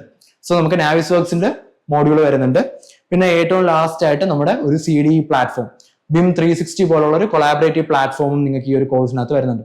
സോ ഈ ഒരു 5 സോഫ്റ്റ്വെയർ പ്ലാറ്റ്ഫോം ആയിരിക്കും നിങ്ങൾക്ക് ഇതിനകത്ത് ഈ ഒരു സിംഗിൾ കോഴ്സിൽ നിങ്ങൾക്ക് കിട്ടുന്നത്. ഓക്കെ, ബിമ്മിന്റെ കോൺസെപ്റ്റ്സ് അല്ലെങ്കിൽ ബിമ്മിന്റെ തിയററ്റിക്കൽ കാര്യങ്ങൾ, പിന്നെ AutoCAD, Revit structure, STAAD, Navisworks, BIM 360, ഇത്രയും കാര്യങ്ങൾ നമ്മുടെ ഈ ഒരു ബിം സ്ട്രക്ചറിന്റെ സ്കിൽസ് പ്രൊവൈഡ് ചെയ്യുന്ന ഈ ഒരു ബിം സ്ട്രക്ചറിന്റെ കോഴ്സിനകത്ത് ഇൻക്ലൂഡഡ് ആണ്. സോ ഇന്നത്തെ സെഷൻ കൊണ്ട് അല്ലെങ്കിൽ ഇന്നത്തെ ഈ ഒരു വെബിനാർ കൊണ്ട് ബേസിക്കലി ഇത്രേ ഉദ്ദേശിച്ചിട്ടുള്ളൂ. നിങ്ങൾക്ക് കുറച്ചു പേർക്കെങ്കിലും ഇതെന്താ അല്ലെങ്കിൽ ബിം എന്താന്നുള്ളൊരു ഐഡിയ ഇല്ലാണ്ടുണ്ടെങ്കിൽ, ഇതെന്താന്ന് കറക്റ്റ് ആയിട്ട് അറിയുന്നില്ല അല്ലെങ്കിൽ ഇത് ഒരുപാട് കോംപ്ലിക്കേറ്റഡ് ആയിട്ട് നിങ്ങൾക്ക് തോന്നുന്നു, ഇതിന്റെ ഓപ്പർച്യൂണിറ്റീസ് എന്തൊക്കെയാണ്, ഇതിനകത്ത് എന്തൊക്കെയാണ് വരുന്നത്, ഇതിനകത്ത് എന്തൊക്കെ കാര്യങ്ങൾ നമുക്ക് ചെയ്യാൻ പറ്റും. സോ ഇങ്ങനെയുള്ള കൺഫ്യൂഷൻസ് ഉള്ള ആൾക്കാരാണെങ്കിൽ അവർക്ക് ഇതൊന്ന് ക്ലാരിറ്റി ആക്കി കൊടുക്കുക. ഇതെന്താണ് സിമ്പിൾ ആയിട്ട്. നമ്മൾ ഒരുപാട് വീഡിയോസിൽ ഭയങ്കര കോംപ്ലിക്കേറ്റഡ് ആയിട്ട് കണ്ടാൽ പോലും മനസ്സിലാവാത്ത കുറെ കാര്യങ്ങളിട്ട് ഓവർ ആക്കി പ്രൊജക്ട് ചെയ്തിട്ടുണ്ട്. ഇത് ഭയങ്കര ഡിഫിക്കൽട്ടാണ്, ആർക്കും ക്യാച്ചപ്പ് ചെയ്യാൻ പറ്റാത്തൊരു കാര്യമാണെന്നുള്ള രീതിയിലൊക്കെ പ്രൊജക്ട് ചെയ്യുന്നവരുണ്ട്. ഇത് അങ്ങനെയല്ല. നമ്മളൊരു സിസ്റ്റമിക് ആയിട്ടുള്ള രീതിയിൽ ഒരു കരിയർ ഓറിയന്റ് ചെയ്ത് നമ്മൾ പഠിച്ചു കഴിഞ്ഞാൽ വളരെ സിമ്പിൾ ആയിട്ട് പഠിക്കാൻ പറ്റുന്നതും പഠിച്ചു കഴിഞ്ഞാൽ അത്രയ്ക്ക് ഉപയോഗമുള്ളതുമായിട്ടുള്ള ഒരു സ്കില്ലാണ്. സോ അത് സിമ്പിൾ ആയിട്ട് നിങ്ങൾക്ക് മനസ്സിലാക്കി തരാം. ബിം എന്താണ്, അതിനകത്ത് എന്തൊക്കെയാണ് വരുന്നത്, അതിന്റെ കരിയർ ഓപ്പർച്യൂണിറ്റീസ് എന്താണ് എന്നുള്ളത് കണ്ടുകൊണ്ടിരിക്കുന്ന നിങ്ങൾക്ക് മനസ്സിലാക്കി തരിക എന്നുള്ളതായിരുന്നു ഇന്നത്തെ ഈ ഒരു വെബിനാറിന്റെ പർപ്പസ്. അത് നടന്നു എന്ന് ഞാൻ വിചാരിക്കുന്നു. നിങ്ങളാണ് ഇനി പറയേണ്ടത്. അത് കിട്ടിയോ നിങ്ങൾക്ക്? ആ ഒരു ബേസിക് ഐഡിയാസും കാര്യങ്ങളും നിങ്ങൾക്ക് കിട്ടിയോ? പിള്ളേരെ ഇപ്പൊ വിടാം. ഒരു 5 മിനിറ്റ്, ഇത്രയും നേരം ഒരു മണിക്കൂർ അടുപ്പിച്ച് തന്നെ സഹിച്ചതിന് ഒരു 5 മിനിറ്റും കൂടി നോക്കിയാൽ മതി. നിങ്ങൾ ക്ലിയർ ആയോ? ഓക്കെ, ആർക്കെങ്കിലും എന്തെങ്കിലും ക്വസ്റ്റ്യൻസ് ഉണ്ടോ ഇങ്ങോട്ട്? ഇതിനെപ്പറ്റി എന്തെങ്കിലും ചോദിക്കാനുണ്ടോ? ബിമ്മിനെ പറ്റിയോ നമ്മുടെ കോഴ്സിനെ പറ്റിയോ എന്തെങ്കിലും ചോദിക്കാനുണ്ടോ? നമ്മുടെ കോഴ്സിന്റെ ഫീസ് ആണോ? കോഴ്സിന്റെ ഫീസ് ഒന്ന് ചാറ്റിലൊന്ന് മെസ്സേജ് ഇട്ടേക്കുക. നമ്മളെ ഇവിടെ നിന്ന് കോൺടാക്ട് ചെയ്യും കേട്ടോ. ഇവിടെ നിന്ന് മാർക്കറ്റിംഗ് ടീം അത് കോൺടാക്ട് ചെയ്തോളും. അല്ലെങ്കിൽ ഈ ഡേറ്റ അവരുടെ കാണുമെന്ന് തോന്നുന്നു, അവർ കോൺടാക്ട് ചെയ്തോളും. ഫീസിന്റെ ഡീറ്റെയിൽസും കാര്യങ്ങളൊക്കെ അവർ കോൺടാക്ട് ചെയ്ത് പറയും. ബാക്കി നമ്മുടെ ടോപ്പിക്കിനെ പറ്റിയിട്ട് എന്തെങ്കിലും മാർക്കറ്റിംഗ് സൈഡ് ഞാൻ ഡീൽ ചെയ്യുന്നില്ല. സോ ഫീസിന്റെ കാര്യങ്ങളൊന്നും ഞാൻ ഡീൽ ചെയ്യുന്നില്ല. ബാക്കി നമ്മുടെ ടോപ്പിക്സിനെ പറ്റിയിട്ട് എന്തെങ്കിലും ഉണ്ടെങ്കിൽ ചോദിക്കാം. സ്ട്രക്ചറൽ ഡിസൈൻ ഇതിൽ ചെയ്യാൻ പറ്റും. സ്ട്രക്ചറൽ ഡിസൈൻ ചെയ്യാൻ പറ്റുമെന്ന് വെച്ചാൽ നമുക്ക് സ്റ്റാഡിൽ അനാലിസിസ് ചെയ്യാൻ പറ്റും. അതുപോലെ തന്നെ റെവിറ്റിനകത്ത് നമുക്ക് അതിന്റെ ഡീറ്റെയിൽ ഡിസൈൻ നമുക്ക് ചെയ്യാൻ പറ്റും. അത് നമുക്ക് എലമെന്റൽ ഡിസൈൻ, അതായത് കോളം, ഫൂട്ടിങ്, സ്ലാബ്, ബീം അങ്ങനെയുള്ള ഡിസൈനും ഉണ്ട്. അതിന്റെ ഡീറ്റെയിലിംഗ്, റീബാർ ഡീറ്റെയിലിംഗ് നമുക്ക് ചെയ്യാനായിട്ട് പറ്റും. റെവിറ്റ് സ്ട്രക്ചർ എന്ന് പറഞ്ഞാൽ സ്ട്രക്ചറൽ ഡിസൈനിങ്ങിനുള്ള സോഫ്റ്റ്വെയർ ആണ്. ഈ ബിം സ്ട്രക്ചറിനകത്ത് ആ ഒരു കോഴ്സ് വരുന്നുണ്ട്. സ്ട്രക്ചറൽ ഡിസൈൻ ആൻഡ് ഡീറ്റെയിലിംഗ് ഇതിനകത്തുണ്ട്. റീബാർ ഡീറ്റെയിലിംഗും കാര്യങ്ങളും ഉണ്ട്. അതുപോലെ അനാലിസിസും ഉണ്ട്. ക്ലിയർ ആയോ അമർജിത്തെ? Okay, fine. ബിമ്മിന് തന്നെ പല ഡിസിപ്ലിൻസ് ഉണ്ട്. ആർക്കിടെക്ചർ ഉണ്ട്, MEP ഉണ്ട്, സ്ട്രക്ചർ ഉണ്ട്. നമ്മളിപ്പോ കറന്റ് സ്ട്രക്ചർ ആണ് ബാച്ച് സ്റ്റാർട്ട് ചെയ്യാൻ പോകുന്നത്. May 6 തൊട്ട് നമുക്ക് ഡിഫറൻസ് എന്ന് പറഞ്ഞാൽ ഇവിടെ നമ്മളിപ്പോ റെവിറ്റിൽ നമ്മൾ നോക്കിയില്ലായിരുന്നോ? അതായത് ഓക്കെ, ഇത് കണ്ടോ, ഇത് ആക്ച്വലി സ്ട്രക്ചറൽ മോഡലാണ്. അതായത് ഇവിടെ നമ്മൾ മോഡൽ ചെയ്യുമ്പോൾ നമ്മൾ foundation, column, beam, slab, stair, so ഇങ്ങനെയുള്ള റീബാർ ഡീറ്റെയിലിംഗ് വരുന്ന സ്ട്രക്ചറൽ എലമെന്റ്സ് മാത്രമേ നമ്മൾ മോഡൽ ചെയ്യത്തുള്ളൂ ബിം സ്ട്രക്ചറിനകത്ത്. ബിം ആർക്കിടെക്ചർ എന്ന് പറയുമ്പോൾ നമ്മൾ ആർക്കിടെക്ചർ ഡിസൈൻ ആണ് മോഡൽ ചെയ്യുന്നത്. അതായത് നമ്മൾ വാള്, ഡോറ്, വിൻഡോ, അതുപോലെ നമ്മുടെ എലിവേഷൻ വ്യൂസ് നമ്മൾ റെൻഡർ ചെയ്യത്തൊക്കെ ഇല്ലേ? അതായത് നമ്മളിപ്പോൾ ഒരു പ്ലാനിനെ വെച്ചിട്ട് ഒരു 3D മോഡൽ പ്രിപ്പയർ ചെയ്ത് നമ്മൾ റെൻഡർ ചെയ്ത് അല്ലെങ്കിൽ വിഷ്വലൈസേഷൻ ചെയ്ത് ക്ലയൻസിന് കാണിച്ചു കൊടുക്കത്തില്ലേ? സോ അങ്ങനെയുള്ള ഒരു ബിൽഡിങ്ങിന്റെ ഒരു ആർക്കിടെക്ചർ അല്ലെങ്കിൽ ഒരു വിഷ്വലൈസേഷൻ മോഡലാണ് നമ്മൾ ബിം ആർക്കിടെക്ചറിൽ ചെയ്യുന്നത്. എന്ന് പറഞ്ഞാൽ ആർക്കിടെക്ചർ എലമെന്റ്സ് ആണ്. നമുക്ക് ലൈക്ക് ഡോർ എവിടെ ഇരിക്കുന്നു, വിൻഡോ എവിടെ ഇരിക്കുന്നു, നമ്മുടെ മെയിൻ എൻട്രൻസ് എവിടെയാണ് വരുന്നത്, ഫ്രണ്ടിലുള്ള ഡിസൈൻ എന്താണ്, വാൾസ്, സോ അങ്ങനെയുള്ള ആർക്കിടെക്ചർ എലമെന്റ്സ് വെച്ചിട്ടായിരിക്കും അവിടെ മോഡലിംഗ് വരുന്നത്. ഇപ്പൊ സ്ട്രക്ചർ വരുമ്പോൾ സ്ട്രക്ചറൽ എലമെന്റ്സിന്റെ മോഡലിംഗ് ആണ് വരുന്നത്. സോ അതാണ് ഡിഫറൻസ്. ആർക്കിടെക്ചർ എന്ന് പറയുമ്പോൾ ഒരു നമ്മൾ റിയലിസ്റ്റിക്കലി കാണുന്ന അല്ലെങ്കിൽ ഒരു ഫിനിഷ്ഡ് ഔട്ട്പുട്ട് എന്നുള്ള രീതിയിൽ നമ്മൾ കാണുന്ന ഒരു 3D മോഡലില്ലേ? ഒരു വീട് നമ്മൾ നേരിട്ട് പോയി കാണുമ്പോൾ നമുക്ക് കോളവും ബീമും അല്ലല്ലോ വെളിയിൽ കാണുന്നത്, അതിന്റെ വാളും ഇപ്പൊ അതിൽ എന്തെങ്കിലും ഫ്രണ്ട് ഡിസൈൻസ് കൊടുത്തിട്ടുണ്ടെങ്കിലോ ഡോറോ വിൻഡോയോ തുടങ്ങിയിട്ടുള്ള ഒരു ആർക്കിടെക്ചർ എലമെന്റ്സ് അല്ലേ നമ്മൾ കാണുന്നത്. സോ ബിം ആർക്കിടെക്ചർ അല്ലെങ്കിൽ ആർക്കിടെക്ചർ മോഡലിംഗ് എന്ന് പറഞ്ഞാൽ ആ ഒരു രീതിയിൽ ആർക്കിടെക്ചർ കോൺസെപ്റ്റ്സിന്റെ മോഡലിംഗ് ആണ്. സ്ട്രക്ചറിൽ വരുമ്പോൾ നമ്മൾ സ്ട്രക്ചറൽ എലമെന്റ്സിന്റെ മോഡലിംഗും ഡീറ്റെയിലിംഗും ആണ് ചെയ്യുന്നത്. സോ അതാണ് ഡിഫറൻസ്. ക്ലിയർ ആയോ? MEP എന്ന് പറയുമ്പോൾ മെക്കാനിക്കൽ, ഇലക്ട്രിക്കൽ, പ്ലംബിംഗ് ലേഔട്ട് ആണ്.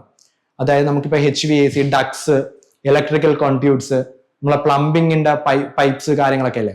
അപ്പൊ അതൊക്കെ എങ്ങനെയാണ് നമ്മുടെ ബിൽഡിങ്ങിനകത്ത് വരുന്നത്, എവിടെ കൂടിയാണ് പാസ് ആവുന്നത്, സോ അങ്ങനെയുള്ള കാര്യങ്ങളാണ് MEP മോഡലിങ്ങിനകത്ത് വരുന്നത്. നമ്മളെ ഡക്ട് സിസ്റ്റംസ് എല്ലാം എങ്ങനെയാണ് പോകുന്നത്, അപ്പൊ അത് പോകുമ്പോഴത്തേക്കും നമ്മുടെ സ്ട്രക്ചറൽ എലമെന്റ്സ് ആയിട്ട് എന്ത് ചെയ്യാൻ പാടില്ല, ക്ലാഷ് ഒന്നും വരാൻ പാടില്ല. അപ്പൊ അതിനനുസരിച്ചിട്ട് നമ്മൾ മോഡൽ ചെയ്യണം. അങ്ങനെ ക്ലാഷ് വരുന്നുണ്ടോ എന്ന് അറിയാനാണ് നമ്മൾ നാവിസ്വർക്സ് പോലുള്ള സോഫ്റ്റ്വെയർസ് വെച്ചിട്ട് ക്ലാഷ് ഡിറ്റക്ഷൻ ചെയ്യുന്നത്. സോ MEP എന്ന് പറഞ്ഞാൽ സർവീസസിനെ ബേസ് ചെയ്തിട്ടുള്ളതാണ്. മെക്കാനിക്കൽ ആൻഡ് ഇലക്ട്രിക്കൽ പ്ലംബിംഗ് സർവീസിനെ ബേസ് ചെയ്തിട്ടുള്ള മോഡലിംഗ് ആണ് MEP-ക്കകത്ത് വരുന്നത്.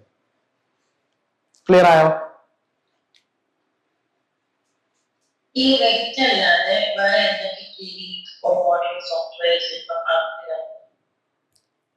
റെവിറ്റ് അല്ലാതെ വേറെ എന്തൊക്കെ 3D സോഫ്റ്റ്വെയർസ് അവൈലബിൾ ആണെന്നാണോ ചോദിക്കുന്നത്?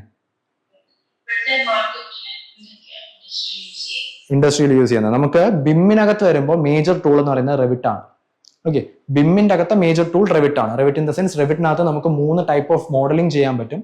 അതിനകത്ത് നമുക്ക് വർക്ക് ഷെയർ ചെയ്യാൻ പറ്റും. സോ ഇതെല്ലാം വരുന്നതുകൊണ്ട് ബിമ്മിന്റെ ഒട്ടുമിക്ക എല്ലാ കമ്പോണൻസും റെവിറ്റ് സാറ്റിസ്ഫൈഡ് ആവുന്നത് കൊണ്ട് ബിമ്മിന്റെ അകത്തെ മേജർ ടൂൾ എന്നുള്ള രീതിയിൽ നമ്മൾ റെവിറ്റ് ആണ് പറയുന്നത്. അതല്ലാണ്ട് നമുക്ക് ഇൻഡസ്ട്രിയിൽ ഒരുപാട് 3D മോഡലിംഗ് സോഫ്റ്റ്വെയർസ് ഉണ്ട്. നമുക്ക് 3ds Max ഉണ്ട്, അത് റെലവെന്റ് ആണ്. അപ്പൊ നമുക്ക് കോൺസെപ്ച്വൽ മോഡലിംഗ് അല്ലെങ്കിൽ കോൺസെപ്ച്വൽ ഡിസൈനോ ഒക്കെ കാണിക്കാനാണെങ്കിൽ സ്കെച്ചപ്പ്, അതേപോലെ ഇന്റീരിയർ ഡിസൈൻ ഒക്കെ ആണെങ്കിൽ നമ്മൾ സ്കെച്ചപ്പ് അധികം യൂസ് ചെയ്യാറുണ്ട്. പിന്നെ ArchiCAD എന്ന് പറഞ്ഞിട്ടുള്ള സോഫ്റ്റ്വെയർസ് ഉണ്ട്. സോ ഇങ്ങനെ ഒരുപാട് സോഫ്റ്റ്വെയർസ് ഇപ്പൊ 3D ബേസ് ചെയ്തിട്ട് നമുക്ക് അവൈലബിൾ ആണ്. നമ്മൾ ബിമ്മിനകത്ത് കൂടുതൽ വെയിറ്റേജ് വരുന്നത് റെവിറ്റിലാണ്. കാര്യം ബിമ്മിന്റെ ഒരുപാട് ഫീച്ചേഴ്സ് അല്ലെങ്കിൽ ക്യാരക്ടറിസ്റ്റിക്സ് നമുക്ക് റെവിറ്റിൽ സാറ്റിസ്ഫൈ ചെയ്യാനായിട്ട് പറ്റും. അതുകൊണ്ട് ബിം വർക്ക് ഫ്ലോയ്ക്കകത്ത് നമ്മൾ റെവിറ്റ് ആണ് കൂടുതൽ യൂസ് ചെയ്യുന്നത്. അതല്ലാണ്ട് പ്രോമിനന്റ് ആയിട്ട് നിൽക്കുന്ന അത് സോഫ്റ്റ്വെയർസ് എന്ന് പറയുമ്പോൾ ArchiCAD, 3ds Max, സ്കെച്ചപ്പ് തുടങ്ങിയ കാര്യങ്ങളെല്ലാം നമുക്ക് 3D മോഡലിന് വേണ്ടി, റൈനോ 3D മോഡലിങ്ങിന് വേണ്ടിയിട്ടൊക്കെ യൂസ് ചെയ്യാൻ പറ്റും. ഓക്കെ അല്ലേ? വേറെ ഡൗട്ട്സ് ഒന്നും ഇല്ലെന്ന് വിചാരിക്കുന്നു. ഓക്കെ, അപ്പൊ താങ്ക് യു ഇന്നത്തെ സെഷൻ അറ്റൻഡ് ചെയ്തതിനും ഇത്രയും നേരം അതിന് പാർട്ടിസിപ്പേറ്റ് ചെയ്തതിനും. ആൻഡ് ഐ ഹോപ്പ് നിങ്ങൾക്ക് ഇതെല്ലാം ക്ലിയർ ആയിട്ടുണ്ടെന്ന് വിചാരിക്കുന്നു. അതായത് ഞാൻ എന്താണോ ഇന്ന് ഉദ്ദേശിച്ചത് അത് നിങ്ങളിലോട്ട് എത്തിക്കാൻ പറ്റിയെന്ന് ഞാൻ വിചാരിക്കുന്നു. So thank you. ഈ കോഴ്സിനെ പറ്റി എന്തെങ്കിലും അറിയണമെന്നുണ്ടെങ്കിൽ ഈ കാണുന്ന നമ്പേഴ്സിൽ നമുക്ക് കോൺടാക്ട് ചെയ്യാം. അല്ലെങ്കിൽ നിങ്ങളുടെ ആ ഒരു വന്ന മെസ്സേജിന് റിപ്ലൈ കൊടുത്താലും മതിയാവും. Thank you.